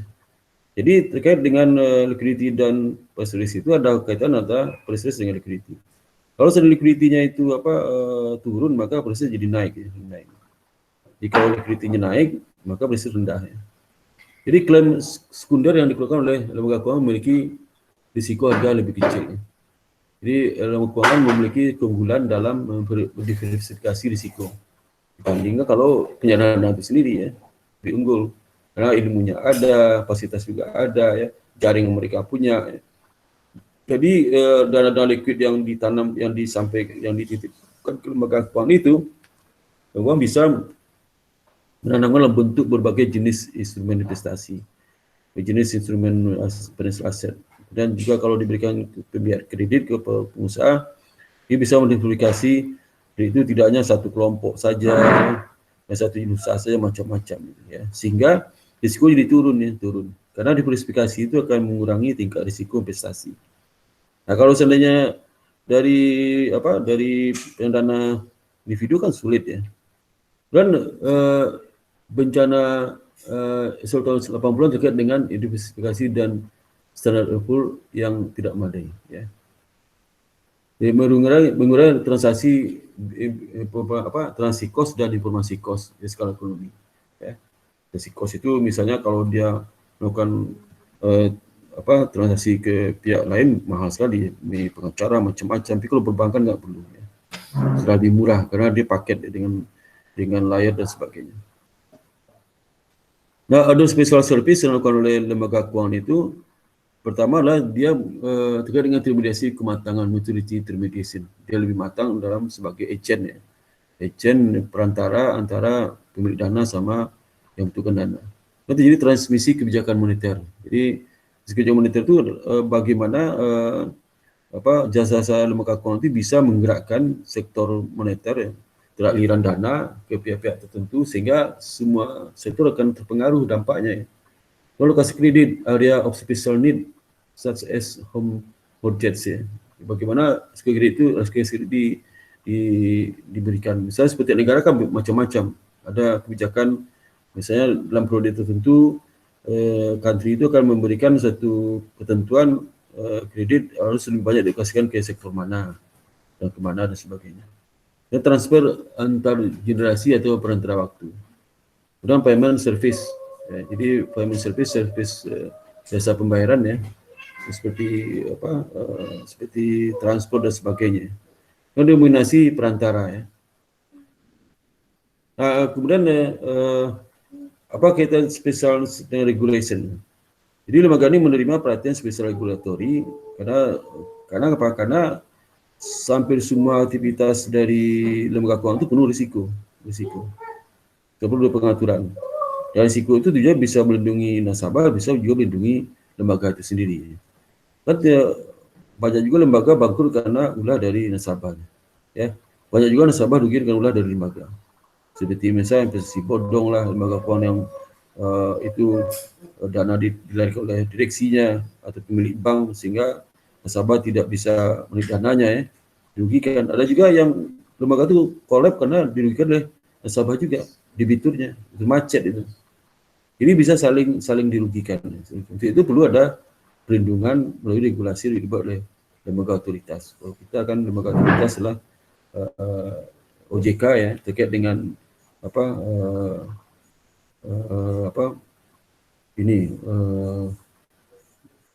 yang terkait dengan mikroprudensial. Kalau B kan makroprudensial. Jadi yang menguasai mikro, setelah mikro per masing-masing perusahaan itu, bank itu, lembaga keuangan itulah OJK. Tapi menguasai secara makro kebijakan-kebijakan suatu perbankan yang berdampak kepada sistemik terhadap makro itu diawasi oleh Bank Indonesia. Jadi ini bukan berarti Bank Indonesia sekarang tidak menguasai perbankan, tetap menguasai perbankan, tapi tidak menguasai kreditnya, tapi menguasai adalah berdampak kepada sistem keuangan. Seperti bank itu bermain di pasar uang, terus dimonitor oleh Bank Indonesia. Jangan bermain di pasar uang itu bisa merusak sistem keuangan di Indonesia. Jangan bermain di pasar berjangka, gitu. Itu risiko tinggi sekali. Ya. Kemudian eksternalitas negatif. Jadi fungsi khusus institusi seperti transmisi uang beredar, alokasi kredit, ya, kemudian pembayaran, itu fungsi-fungsi institusi ini seperti institusi uang beredar. Ya, saya jelaskan tadi, ada peran dari lembaga keuangan dalam transmisi uang beredar. Ya. Eksternalitas negatif muncul jika lainnya tidak disediakan. Jadi fitur penting dari kewajiban regulasi pertama adalah melindungi sumber dana tabungan dan pengguna tabungan. Ya. Itu sama dilindungi, ya. Jadi penabung sama pengguna tabungan dilindungi. Ya, karena juga pengguna bisa dirugikan, yang pemilik dana juga bisa dirugikan. Termasuk pencegahan praktek tidak adil seperti redialing dan tindakan diskriminatif lainnya. Ya. Dan peran utama dari dari regulasi itulah pastikan memastikan tingkat kesehatan, soundness of the system keseluruhan. Di bagian tingkat kesehatan lembaga keuangan secara keseluruhan itu dipastikan dalam mungkin regulasi lembaga keuangan. Maka regulasi riba itu ujungnya kan kesehatan, kurang kecukupan modal kan, cuma modal. Kalau dia sehat pasti modal cukup lah. Ya. Kalau modal cukup berarti sehat. Ya. Penting, ya. Karena soundness of the system ini sangat mempengaruhi pada trust masyarakat. Kalau lembaga keuangan tidak sehat, ya, dan masyarakat tidak tahu, maka harus ada transparansi di situ, ya. Nanti di ketentuan OJK terkait dengan perlindungan konsumen, salah satu prinsip adalah transparansi, supaya jangan terjadi nasabah itu nggak tahu bank itu sakit, terus dia nabung terus di bank, akhirnya dia dirugikan, ya. Itu peran regulator, bagaimana memaksa bank itu untuk menyampaikan laporan keuangan. Jadi kalau sudah misalnya ke BPR itu di setiap hari itu ada informasi mengenai bagaimana kinerjanya, labanya berapa, disampaikan di kantor itu. Ringkasan laba, ringkasan neraca disampaikan. Bila nasabah tahu melihat, ya. Sama iklan rokok, disampaikan transparansinya. Masa rokok berbahaya bisa urus jantung. Tapi dasar pecandu rokok itu yang nggak rasional, tetap aja merokok, ya. Jadi misal kalau di BPR itu sudah dicantumkan laba rugi 3 bulan terakhir ini berturut, tapi banyak nabung di situ, bukan salah BPR itu, salah penabung. Kenapa nabung juga jelas dia rugi kok. Sama seperti sekarang kalau perokok itu sakit karena paru-paru, meninggal nggak bisa komplain ke perusahaan rokok. Kenapa? Dikasih tahu kok, rokok itu berbahaya karena beli, kayak gitulah, ya. Sebenarnya sudah dipenuhi oleh perusahaan rokok itu. Dalam bentuk transparansi menyatakan bahwa rokok itu berbahaya. Tapi masih juga dihisap terus, ya, dihisap. Ya. Ini regulasi tingkat kesehatan atau soundness regulation dan keamanan safety itu untuk meningkatkan diversifikasi. Kenapa? Untuk mengurangi risiko. Tidak lebih dari 10% likuiditas untuk peminjam tunggal. Contohnya apa? Meningkatkan diversifikasi. Seperti misalnya kecukupan modal 10%. Rata-rata lah, ada yang 8,5 sampai 10 dan 10,5. Dan minimum capital requirement, ya. Yang 10% itu peminjam tunggal. Jadi yang pertama itu kebijakan seperti misalnya batas pemberian BMPK, batas minimal pemberian kredit berapa persen, ya. Bisa tidak boleh di lembaga keuangan itu membiayai kredit kepada kelompok tertentu dan jumlah presentasi lebih dari 10% dari likuiditas. Ya. Misalnya likuiditasnya itu ada 10 triliun, dia tidak boleh ngasih kredit 1 triliun pada satu kelompok tertentu, kecuali modal ditambah, ya, ditambah. Itu untuk melindungi kepentingan dan nasabahnya. Dan minimum capital requirement, ya. Kecukupan modal dalam mengcover risiko sebenarnya. Ya. Ada jaminan, ya. Kalau jaminan kita kan di sini ada perlindungan pistol effect, ya. Kalau kita kan di LPS, ya. Pemantauan dan pengawasannya. Jadi, dan regulasi monetary policy regulation, kebijakan regulasi mengenai kebijakan moneter. Ini biasanya yang punya tanggung jawab adalah Bank Sentral. Di sini kan Bank Indonesia. Bank Indonesia itu mengatur offset money dan juga mengatur inset money. Persyaratan cadangan memfasilitasi transmisi kebijakan moneter. Nah, transmisi kebijakan moneter apa yang disebut transmisi kebijakan moneter? Kalau di Indonesia itu baca di OJK, ya. Jadi bagaimana pekerja kebijakan moneter? Tujuan akhir kebijakan moneter adalah menjaga dan memelihara kestabilan nilai rupiah yang salah satunya tercermin dari tingkat inflasi yang rendah ya, dan stabil ya. Untuk mencapai tujuan itu, Bank Indonesia menentukan suku bunga kebijakan BI 2DLR ya, 2DRA atau 2D double R ya, double A. Jadi ini kebijakan baru di Bank Indonesia, itu singkatan dari Bank Indonesia 7 hari today refresh repo rate. Jadi triple R ya, double R. Jadi dia itu day 7 hari, dan R-nya repo reverse dan repo ya, cadangan dan repo. Suku bunga reverse repo rate 7 hari sebagai acuan utama di pasar keuangan. Sampai mempengaruhi inflasi tersebut, sering disebut sebagai mekanisme transmisi. Jadi bagaimana kebijakan moneter itu bisa mempengaruhi ya, bisa menekan inflasi. Itu transmisi. Jadi dampak dari moneter misalnya pengaturan peredaran uang masuk, uang keluar ya. Sehingga bisa mentransmisi dampak kepada laju inflasi jadi ditekan. Sampai pengaruh inflasi tersebut sering disebut dengan mekanisme transmisi kebijakan moneter. Mekanisme ini menggambarkan tindakan Bank Indonesia melalui perubahan-perubahan instrumen moneter dan target operasionalnya mempengaruhi berbagai variabel ekonomi dan keuangan sebelum akhirnya berpengaruh ke tujuan akhir inflasi. Jadi tujuan akhirnya adalah inflasi bisa tertekan. Jalan untuk menjaga transmisi kebijakan moneter ini biayanya mahal sekali. Karena Bank Indonesia itu bisa juga memegang cadangan devisa negara ya, dititipkan di Bank Indonesia. Mekanisme tersebut bisa contoh bisa menekan kurs ya, menekan jumlah uang beredar ya. Jadi kalau seandainya terjadi kelangkaan steril, kemudian jumlah uang beredar banyak sekali, timbullah inflasi ya, agar itu terus menurun ya. Nah, mekanisme tersebut terjadi melalui interaksi antar bank sentral, perbankan dan sektor keuangan. Jadi ada interaksi ya. Maka ada transmisi di situ, ada interaksi antar bank sentral, perbankan dan sektor keuangan. Serta sektoril. Sektoril karena terkait itu ya. Terkait. Jadi kalau sektor keuangan jadi dilakukan transmisi tanpa melakukan sektoril, percuma juga ya, percuma.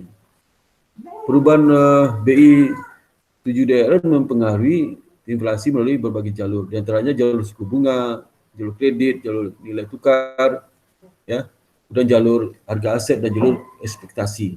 Jadi misalnya jalur suku bunga bisa naikkan suku bunga, naikkan, maka dana terserap kepada perbankan kan, suku bunga naik. Dan otomatis juga uang beredar berkurang. Tapi kalau sudah turun, uang beredar menambah lagi. Nah, jalur kredit juga, Ya, jalur kredit itu untuk meningkatkan sektoril. Nah, jalur nilai tukar kalau rupiahnya harganya jatuh ya, maka ada operasi pasar ya. Kalau jalur harga aset dan jalur ekspektasi. Ya. Itu transmisi kebijakan moneter itu ya, di Indonesia ya. Jadi serapannya lebih jauh ini kita rumitnya. Ini contoh seperti ini ya, misalnya BI rate digunakan sebagai alat transmisi kebijakan moneter. Nanti ada melalui suku bunga, ada ini kebijakan transmisi kebijakan moneter dan melalui yang 5 tadi ini, sampai ke 5 suku bunga, jalur kredit, jalur nilai tukar, jalur harga aset dan jalur ekspektasi. Jadi ada suku bunga, deposito dan kredit ya. Jadi dikontrol kemudian kredit yang disalurkan, harga aset nanti terkait dengan konsumsi investasi. Investasi kepada sektoril. Ya. Jadi kalau suku bunga naikkan ya, maka investasi akan berapa? Akan jadi agak susah ya. Jadi yang disalurkan, kalau dinaikkan yang disalurkan, investasi meningkat. Dan juga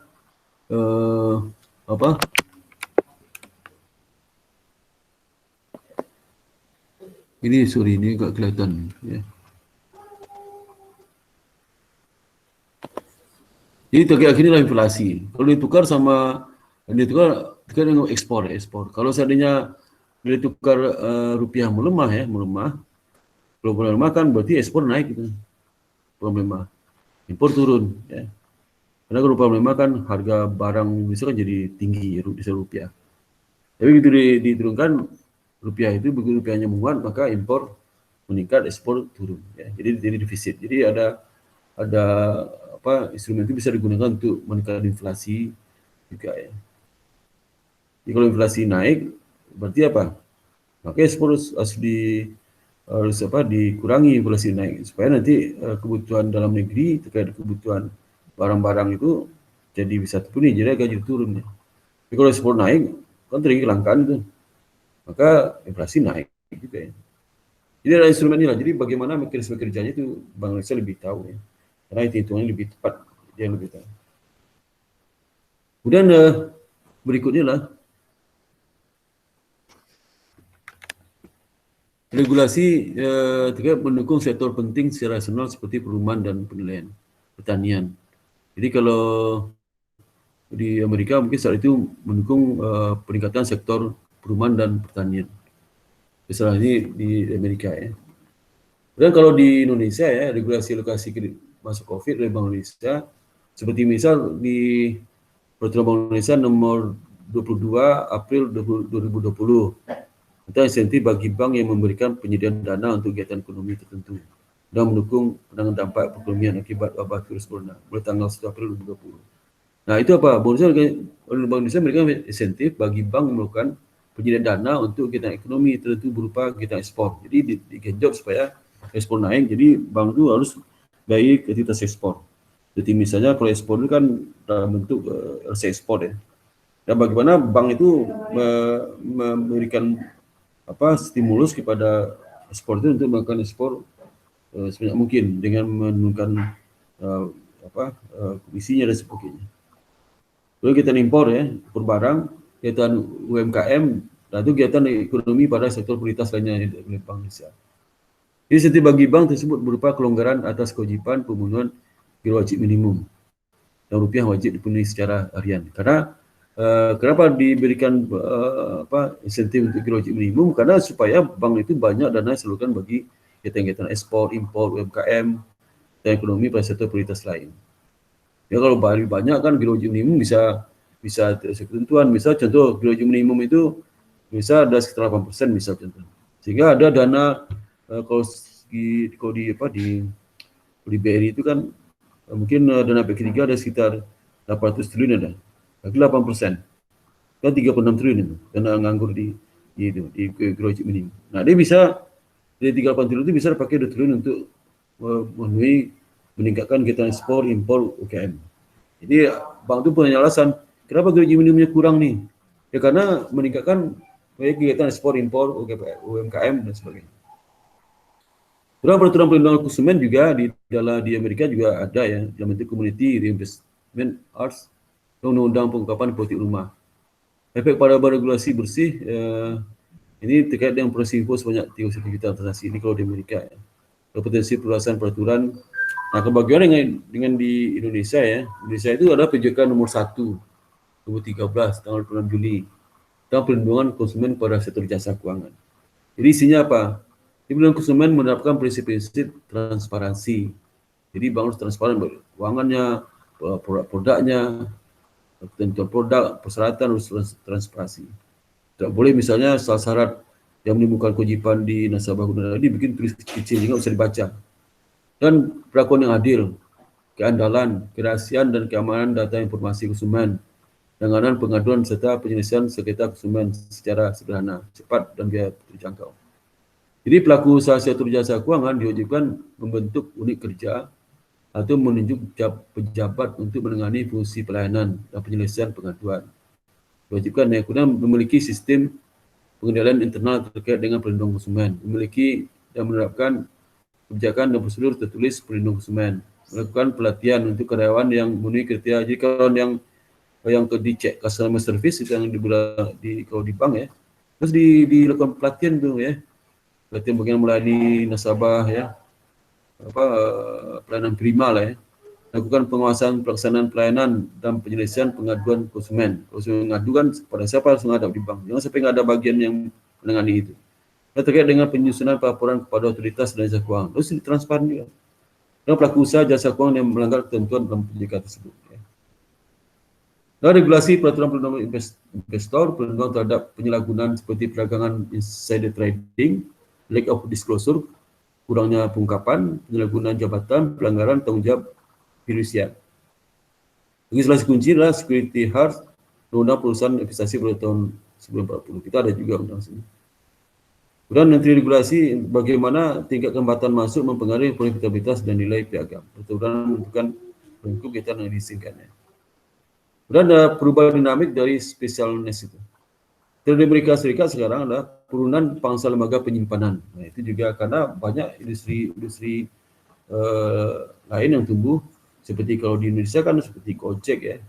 Gojek itu adalah punya yang tempat kalau saudara bayar Gojek itu kan dana bisa ditransfer kan tanpa melalui Gojeknya pembayarannya. Itu apa namanya itu? Namanya apa itu di Gojek itu? Dana Gojek apa namanya? GoPay Pak. Apa? GoPay. Oh, GoPay ya. GoPay itu menyebabkan pangsa lembaga penyimpanan jadi lembaga keuangan itu turun itu. Beralih ke GoPay itu. Apalagi macam Danaku macam-macam namanya. Jadi kalau saudara mau nginap di hotel kan saudara bayar dulu itu. Nah, nanti mereka ada lagi jenis yang sifatnya GoPay itu yang bayar, yang bertiket dan sebagainya. Itu luar biasa ya, luar biasa. Kemudian lagi fintech, fintech juga berperan juga ya. Fintech itu salah satu lembaga keuangan yang masih dalam pengawasan oleh OJK. Jadi karena banyak yang liar sekarang kan, jadi hanya beberapa fintech diakui oleh lembaga. Mungkin disebabkan mereka dana pensiun dan perusahaan investasi. Karena gini, lembaga penyimpanan itu terkuras karena dana pensiun makin banyak sekarang, terus terangnya hampir semua perusahaan dana pensiun. Dana pensiun itu ada 3 jenis. Dana pensiun yang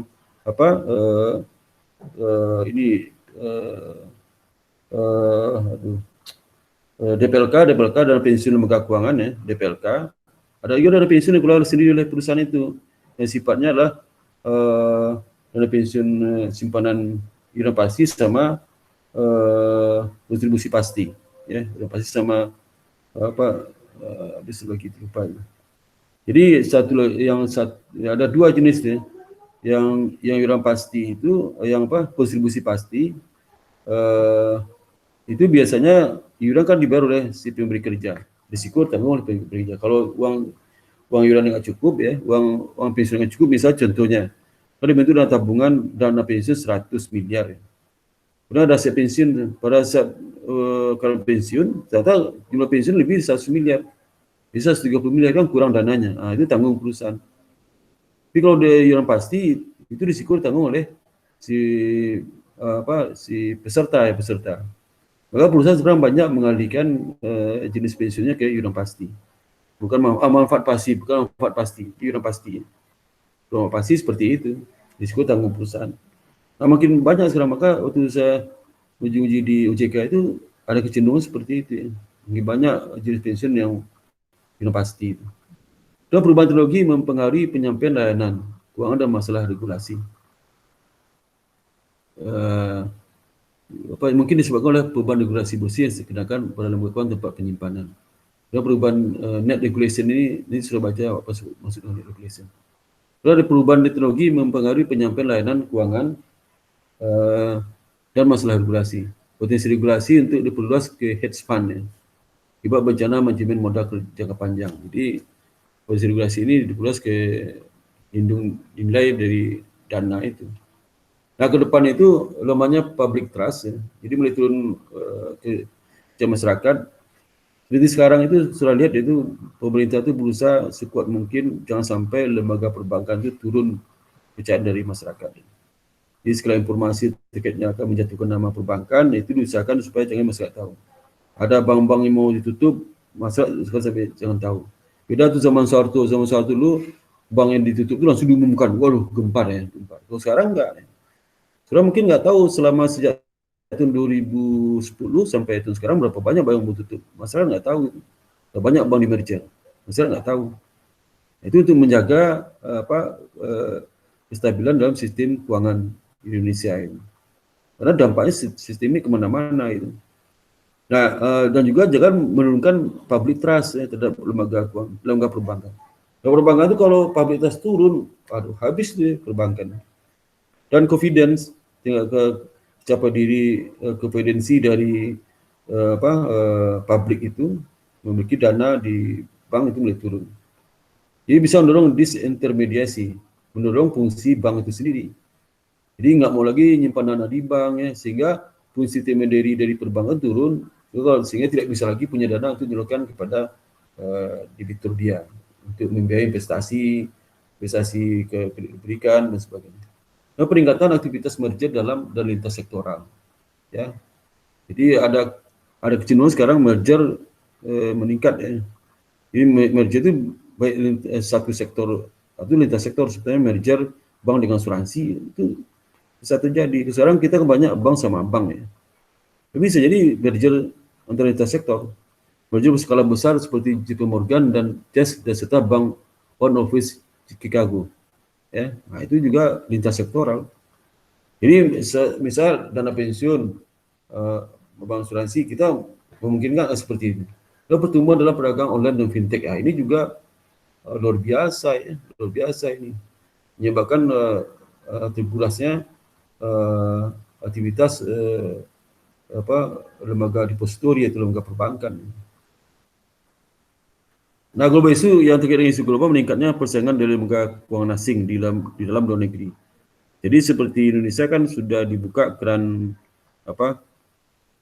free trade ya, terkait dengan lembaga perbankan awal tahun 2020 sudah dibuka ya. Sehingga sudah mulai kan lembaga keuangan asing yang mereka caranya lah cara mereka masuk ke sini lah mengakuisisi perbankan di Indonesia. Di tempat terasa nanti saudara akan tanpa saudara sadari banyak bank yang tadinya kita kira milik Indonesia itu orang asing semua punya. Ya. Danamon ya, BCA, Bank Mandiri pun nanti jangan-jangan ya suatu saat tanpa saudara sadari juga milik asing gitu ya, milik asing. Itu masuk Indonesia melalui akuisisi bank dalam negeri.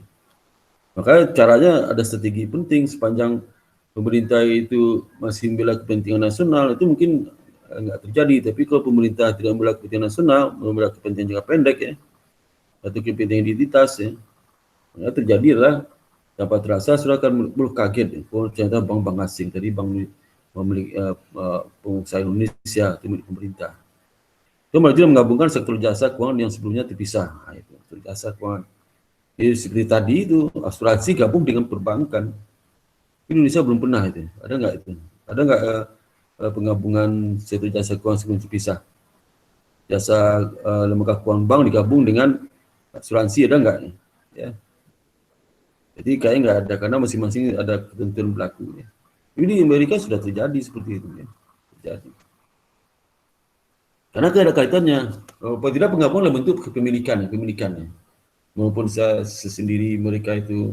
Jadi penggabungan itu bisa masih entitas sendiri atau entitas digabung. Ini kan mungkin entitas sendiri, misalnya Mandiri mencaplok industri asuransi PTA, jadi milik Sanu dicaplok gitu.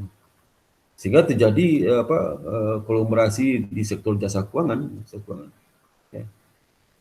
Nah, seperti di Amerika itu ada 6 bank terbesar, ya. Asetnya itu Citigroup yang terbesar ya. Citigroup itu 1 juta miliar dolar, berapa duit ya? Coba itu 1 juta berarti berapa itu?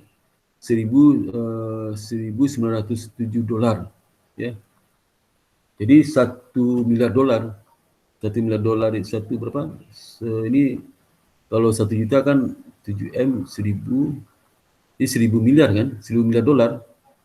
1000 miliar dolar itu 1000 dolar berapa rupiah itu? Coba berapa? Hitung. Kalau 1000 miliar dolar itu berapa rupiahnya? Coba hitung. 1000 miliar dolar. 1000 miliar. Kan 1 triliun, 1 triliun dolar kan? 1 triliun dolar. Jadi berapa itu? 1 triliun dolar. 1 triliun dolar dikali 15.000 berapa itu? 1.500 dolar, 1.500 triliun ya, 1.500 triliun ya. 1.500 triliun ya. Benar nggak lo? Benar nggak itu? Halo? Lagi dihitung, Pak, sebentar. Ya, berapa rupiah berapa tuh? Grup itu 1 miliar dolar ya. 1.907 miliar dolar, 1.000 miliar dolar. 1.000 miliar dolar kan 1 triliun ya, 1 triliun dolar ya. Itu berapa nih? Ya, 1. Berapa rupiahnya? Tak terhingga, Pak. Oh. Ininya. Ya kamu Bentar, Pak. kamu hitung aja dalam juta ya, jadi 1.797 nanti bukan juta lagi. Iya. Tapi dalam miliar aja, dalam miliar kan kamu cuma mengeluarkan 1.097. Berapa? Nolnya 16. Berapa tuh, Pak? Kamu ngitungkan itu deh. Dalam miliar aja. 1.097 kali 16.000. Berapa itu? 16.000. Jadi berapa? 1.600 triliun. 1.600 triliun lah. 1.600 triliun. Iya, Pak, 1.600 triliun. 1.600 triliun. Kira-kira aja 1.900 triliun ya. Iya, benar, Pak. Itu bank terbesar di Amerika itu 1.600 triliun asetnya. Citigroup. Kedua iya, Pak. Mizuho. Mizuho itu kalau ini kan tadi itu berapa? 1.600 triliun. Kalau Mizuho itu lah berapa tuh? 9 kali 1,5. 9 ketambah 4,5 jadi 1.350 triliun. Mizuho itu. 1.350 triliun rupiah. Nah, dan seterusnya. Kalau Indonesia coba lihat ya. Indonesia paling besar itu apa? BRI. Jadi besarnya 1.300 triliun. Nah, kalau di Amerika berapa? 1.800 triliun kan? Beda sedikit aja. Di Indonesia itu luar biasa itu. BRI itu 1.300 triliun. Waktu zaman saya kerja di bank tahun 90-an, itu aset perbankan nasional itu paling banyak berapa? Hanya mungkin nggak sampai 500 triliun ya, paling tinggi. 500 triliun. Sekarang 1.300 triliun. Nggak sampai 500 triliun. Aset tertinggi itu. Masing-masing bilang asetnya 30 triliun ya, 100 triliun, 200 triliun, barang itu. Sekarang 1.300 triliun. Bank Mandiri nomor ranking 2 segi aset, 1.168 triliun. Ya, kemudian Bank Sentral 957 triliun. BNI 813 triliun. PTN 304 triliun. Bank CNB Niaga 272 triliun. Jadi dari 6 terbesar itu 2 bank swasta. Ranking 3, 6 bank swasta, lebih bank pemerintah. Kalau nilai ini posisi 30 Juni ya. Kalau kita lihat yang paling efisien adalah BCA, BCA paling efisien operasional. Dengan aset cuma 957 triliun, tapi bisa menghasilkan 12 triliun dalam waktu 6 bulan. Ya, di 1,26% ROA-nya. ROA-nya 1,2%. Kalau di yang kedua lah, itu yang paling efisien itu Bank Mandiri. Ya, Bank Mandiri. Yang ketiga BRI. Yang keempat CNB Niaga. Yang kelima BNI.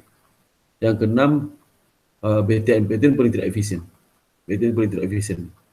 Parah ini. BNI ternyata tidak efisien karena efisiensi terkait dengan Bank CNB Niaga aja kalah itu BNI. Kalah BNI. BNI cuma 0,5% orangnya. Jadi paling efisien itulah BCA, ya, BCA luar biasa itu ya. Waktu saya riset terhadap perbankan di tahun 2000 sampai 2011, memang BCA itu paling efisien. Dengan efisiensi perbankan dia paling efisien. Sekarang masih dia menjuarai itu Bank Sentral Asia itu ya. Efisien. Ya. Oke, demikian kuliah pertama ini ya yang bisa saya sampaikan. Jadi silakan bertanya, ada pertanyaan dari saudara ya. Pertanyaan? Cukup, Pak. Belum, Pak. Belum ada, cukup. Belum ada, belum selesai nih. Belum ada, tapi nggak ada dong. Kemudian sudah selesai nih. Belum ada juga. Hah? Ada pertanyaan nggak? Kalau nggak ada ya pertanyaan, saya buka dulu ya sebentar. Aduh, mana? Ini, ya.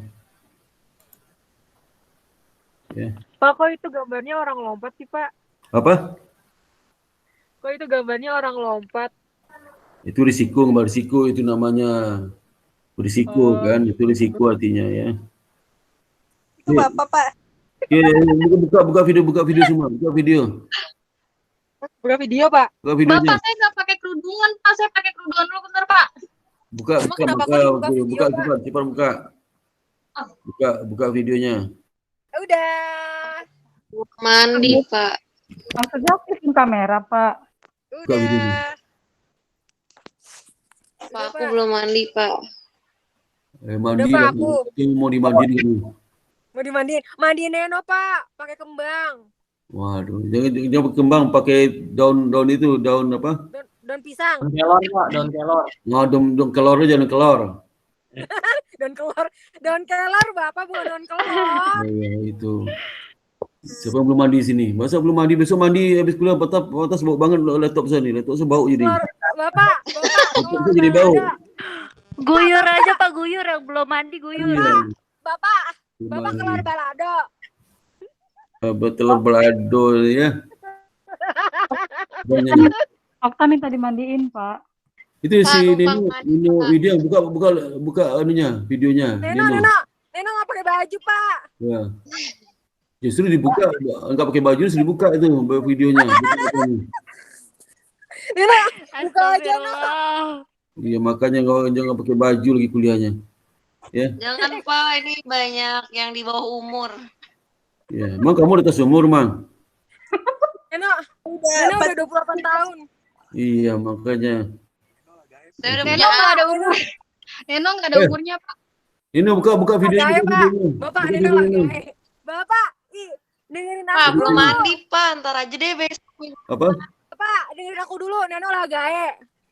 Apa tuh? Gae. Bentar ya. Apaan? Pak, Okta kelas sambil pacaran, Pak. Siapa pacaran? Pak, itu samping Okta ada pacarnya, Pak. Okta sambil pacaran, Pak. Okta pacaran, Pak. Nanti nabrak masa kuliah sambil pacaran sih. Ya, Pak. Suruh Okta mutar kamera, Pak. Ya, Pak. Suruh deh, Pak. Suruh deh. Ada cowoknya di sebelahnya. Iya, sampingnya ada cowoknya, Pak. Yang bantuin gitu. Fitnah, Pak, fitnah. Sebenarnya, Pak. Yang bantuin Saya gitu. Saya di kamar, Pak. Saya di kamar. Monyet kali sampingnya. Pak, Henny belum pakai alis, Pak.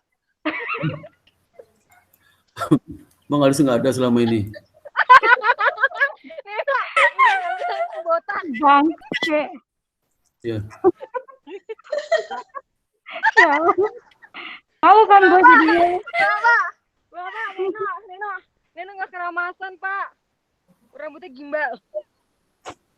Oh iya. Terus ini apa? Saya lihat apa? Absen ya? Absen saya cek lagi nih absennya. Absen lagi, Pak. Absen lagi. Kan udah. Ya awal akhir absennya. Absen lu nggak dikasih duit, Bapak, saya nggak pakai kerudungan kan, Pak. Pakai lah, pakai. Ya udah, Bapak tunggu. Bapak, aku mau lepas kerudung deh, boleh nggak? Boleh. Tapi video dibuka Pak, ya. udah chat Pak Edi, Pak. Nggak Dibilang boleh, Pak, tanya. kalau dibuka. Bilang apa? Iya, katanya ditunggu gitu. Bapak, aku Iya. mau ketemu Pak Sparta. Bapak aku jangan kangen. alpain aku, Pak. Berisik, Pak. Okta. Kapan ketemu saya itu? Sparta. Saya, Pak, Kamu mau ketemu tantangan- Bapak. Tangan itu ya? Kata mau ke rumah saya. Tangan itu. Tangan apa lagi, Pak? Udah, Utang. Pak, kayak aku udah keluar. Pak Sparta, nanti Bapak aku ke IBS. main lagi, boleh nggak, Pak? Nanti aku bawain makanan, aku masakin yang enak. Boleh. Alah, Ica ajak ke rumah Pak Sparta. Boleh. Ica nggak boleh. Jangan, Pak, mereka bawa virus, Pak. Mereka bawa virus, jangan, Pak. Sirup. Gilang. Bapak, masa kata Ica? Hadir Pak, hadir. Absen guys. Ini satu orang. Itu Ini apa? Bang. Benar ya. Itu orang. Kerunusa Siregar. Saya Pak, saya. Kerunusa Siregar. Nama saya bagus ya. Tahu, Pak. Niken Daulay. Aku Niken Ayu, Pak. Niken bau. Hadir. Vita Tarigan. Hadir. Aku pacaran dulu sana. Vita Tarigan. Pada pakai foto sih. Pas Algi Sparta, Pipin. nama saya Hernisa Sparta aja Pak. RJP Nasution. Saya, Pak. Octavia Situmorang. Lupa lihat aja fotonya di mobil, Pak. Bapak, nama aku sekarang Octavia Sparta. Ini kita apa nih? Kita Rehana, Ini kita Siregar. Hadir, Pak. Kita Willy. Maria Manggonsong. Maria Yunita, Bapak. Siapa lagi nih? Rival apa? Apa ini? Rival. Saya Pak. Oh, masih ada kamu ya. Elizabeth Situmorang mana? Elizabeth Situmorang. Ya, Elizabeth nggak ada ya, mangkir. Jadi mangkir tinggal satu ya. Bapak, aku belum ada namanya di situ. Aku jangan dimangkirin. Oh, siapa yang mangkirin kamu ya? Nggak ada yang mangkirin kamu kok. Nah, itu siapa? Nama siapa tadi? Si Otto belum ada namanya. Si Otto. Si Neno, Pak. Apa ini? Neno. Si Otto. Ke itu situ Pak Edi segera itu. Apa sih? Apa namanya? Segera diverifikasi oleh Pak Edi Komara ya. Iya, Pak. Nah, ini apa si Elizabeth ini sekelas sore atau pagi ini? Rival. 2017, Pak. Pagi, Pak. Pagi. Pagi. Kenapa dia nggak masuk ini? Kenapa nggak masuk? Hah? Dia katanya baru mau join, Pak. Apa? Dia katanya baru mau join, dia lupa. Baru mau join, udah mau selesai kuliahnya. Makanya itu, Pak. Pak, nanti aku fotoi kampusnya Pak, pakai baru foto join, bersama Pak. Bapak ya. Siapa?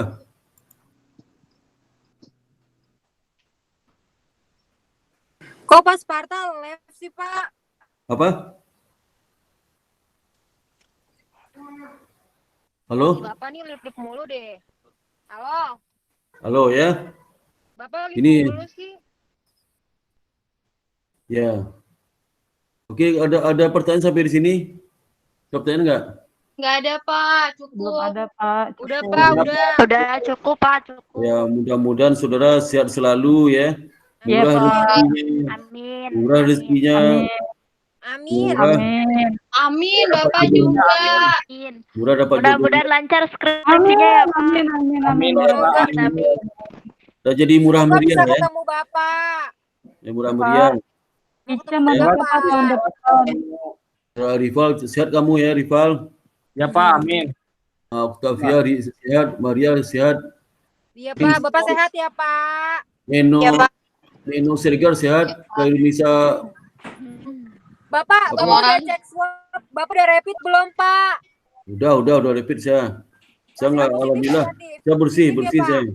Bersih. Alhamdulillah. Alhamdulillah saya bersih ya. Ya. Ya, semoga sehat-sehat selalu ya Pak Iya. Sparta. Sehat selalu ya, alhamdulillah. Sehat-sehat ya, Pak. Ya. Sehat terus. Oke, sampai di sini Dadah, ya. Pak. Makasih, Pak. Pak. Dadah. Dadah dulu, dadah. Makasih, Pak. Dadah, ya. Dadah. Ya, Dadah, Pak. Dadah, Bapak. I miss Dadah. you. Dadah, Pak. I ya, love you. I love you too, Pak. ya. Pak peres banget nih. Pak. Miss you, Pak. Miss you. Bapak balas dulu I love you too. Tak gak ada ahlak lu, tak. Iya. Tahu lagi pacaran Bapak, juga lu. Mas Marta, Cowok lu I love cemburu you. nanti. Ya, Bapak balas dulu gak? Ya udah aku. Pak, nggak nama balas pacarnya Fadli, Pak. siapa tuh sama Pak dari Ponceng Ini boleh live kan Pak? Sama pacarnya. Pak, dia lagi kencan Pak. Okta lagi kencan di mobil. Oh gitu ya. Iya, dari pagi Iya, Pak, Pak. dia lagi di mobil berduaan pacarnya, Pak. Aduh, ngaco itu. Fitnah, Pak, fitnah nih. Buktinya Istighfar, saya lagi di istighfar ya. kamar. Bapak mau ngeliat nggak, Pak? Iya. Istighfar dong, istighfar. Bohong, Pak, bohong. Bapak, balas juga Iya. tadi I love you aku. Ih, Waduh. Bapak jawab gak? Ya udah, kamu udah jawab sendiri deh. Pak, jangan Pak, nanti Apaan Bapak aja. diparahin sama Fadli, Pak. Bapak, buruan. Jangan. Nanti Bapak diomelin sama pacarnya Pak di samping, Pak. I love you Pak Sparta. Ya udah ya. Udah silakan live, silakan live ya. Silakan live ya. Terima kasih, Pak. Assalamualaikum warahmatullahi wabarakatuh. Waalaikumsalam warahmatullahi wabarakatuh. Makasih, Terima Pak. kasih, Pak. Ya, sama-sama. Waalaikumsalam Sama-sama. warahmatullahi wabarakatuh. Waalaikumsalam Makasih, Pak. warahmatullahi wabarakatuh. Sama-sama.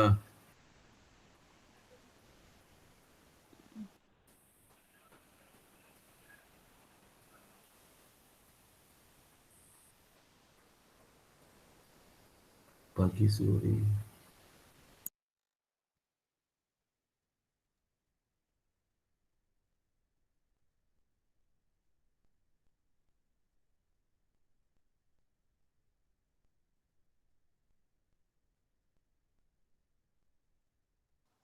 Pak izin saya mau minta kontaknya Gilang dulu ya Pak sebentar, soalnya ada kelas lain yang bareng Gilang gitu Pak, saya nggak punya kontaknya.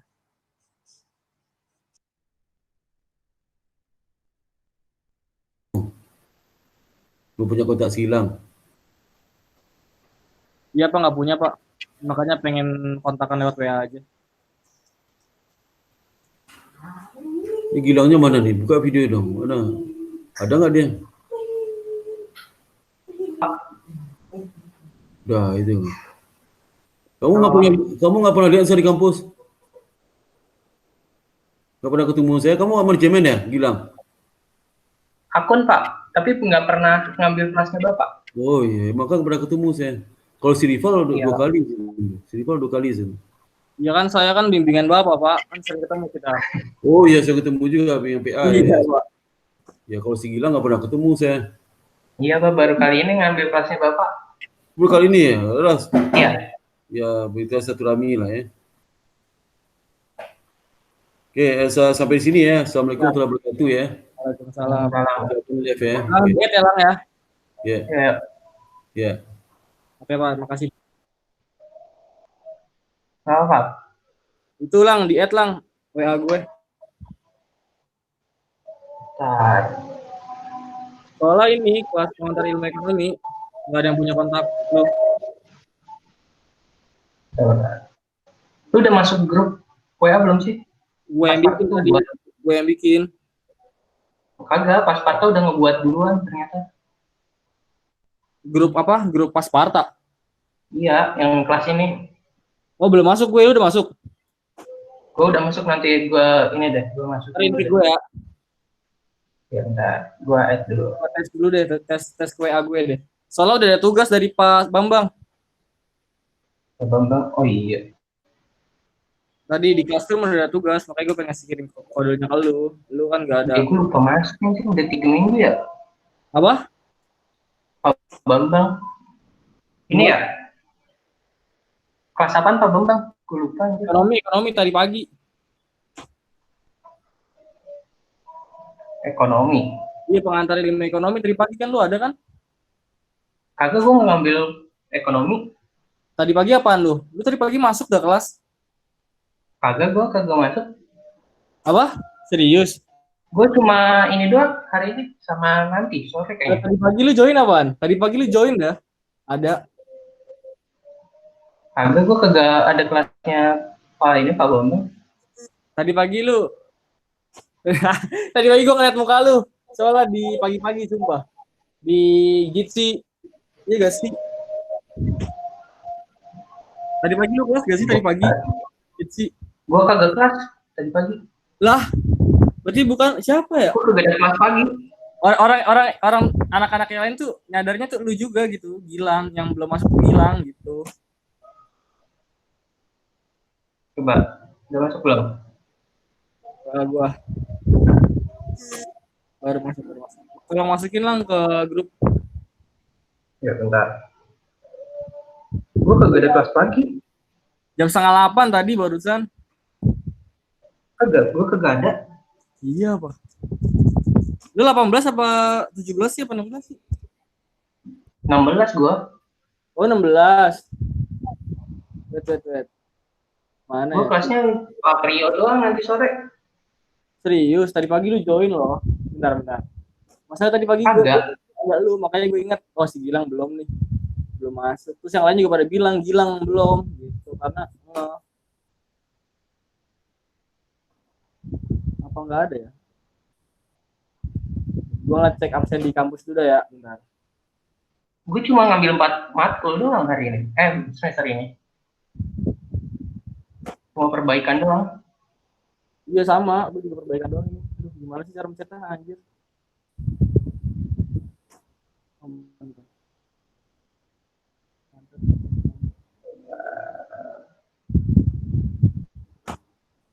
Hadiran. Apa enggak ada ya? Apa gue salah lihat ya? Ya gue bukan admin lagi. Iya deh, bukan lu deh. Gue salah lihat. Aduh. Kenapa? Gue kagak bisa masukin lo, gue bukan adminnya. Admin? Gue ngomong dulu. Kalau enggak share aja deh, share link bisa gak sih share link? Share link grup. Kagak bisa. Nanti gue bilangin deh yang ke adminnya. Adminnya siapa sih?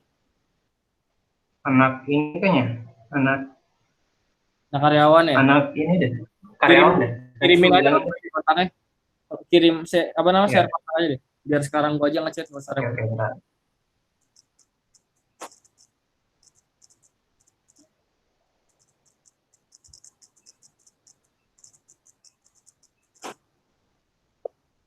Gue kirimin aja kontaknya.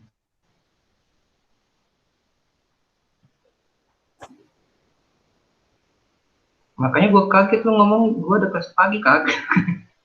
gue apa gue ngigo tadi ya belum bangun ya. Makanya gue kaget, gue perasaan cuma sore dah. Sama tak ini Mas Parta. Udah gue kirim ya kontaknya. Ini. Oke, thank you. Yang ini. Di end aja dah. Oke. Udah ya, bye. Thank you bro. Thank you ya Val. Yuk siap.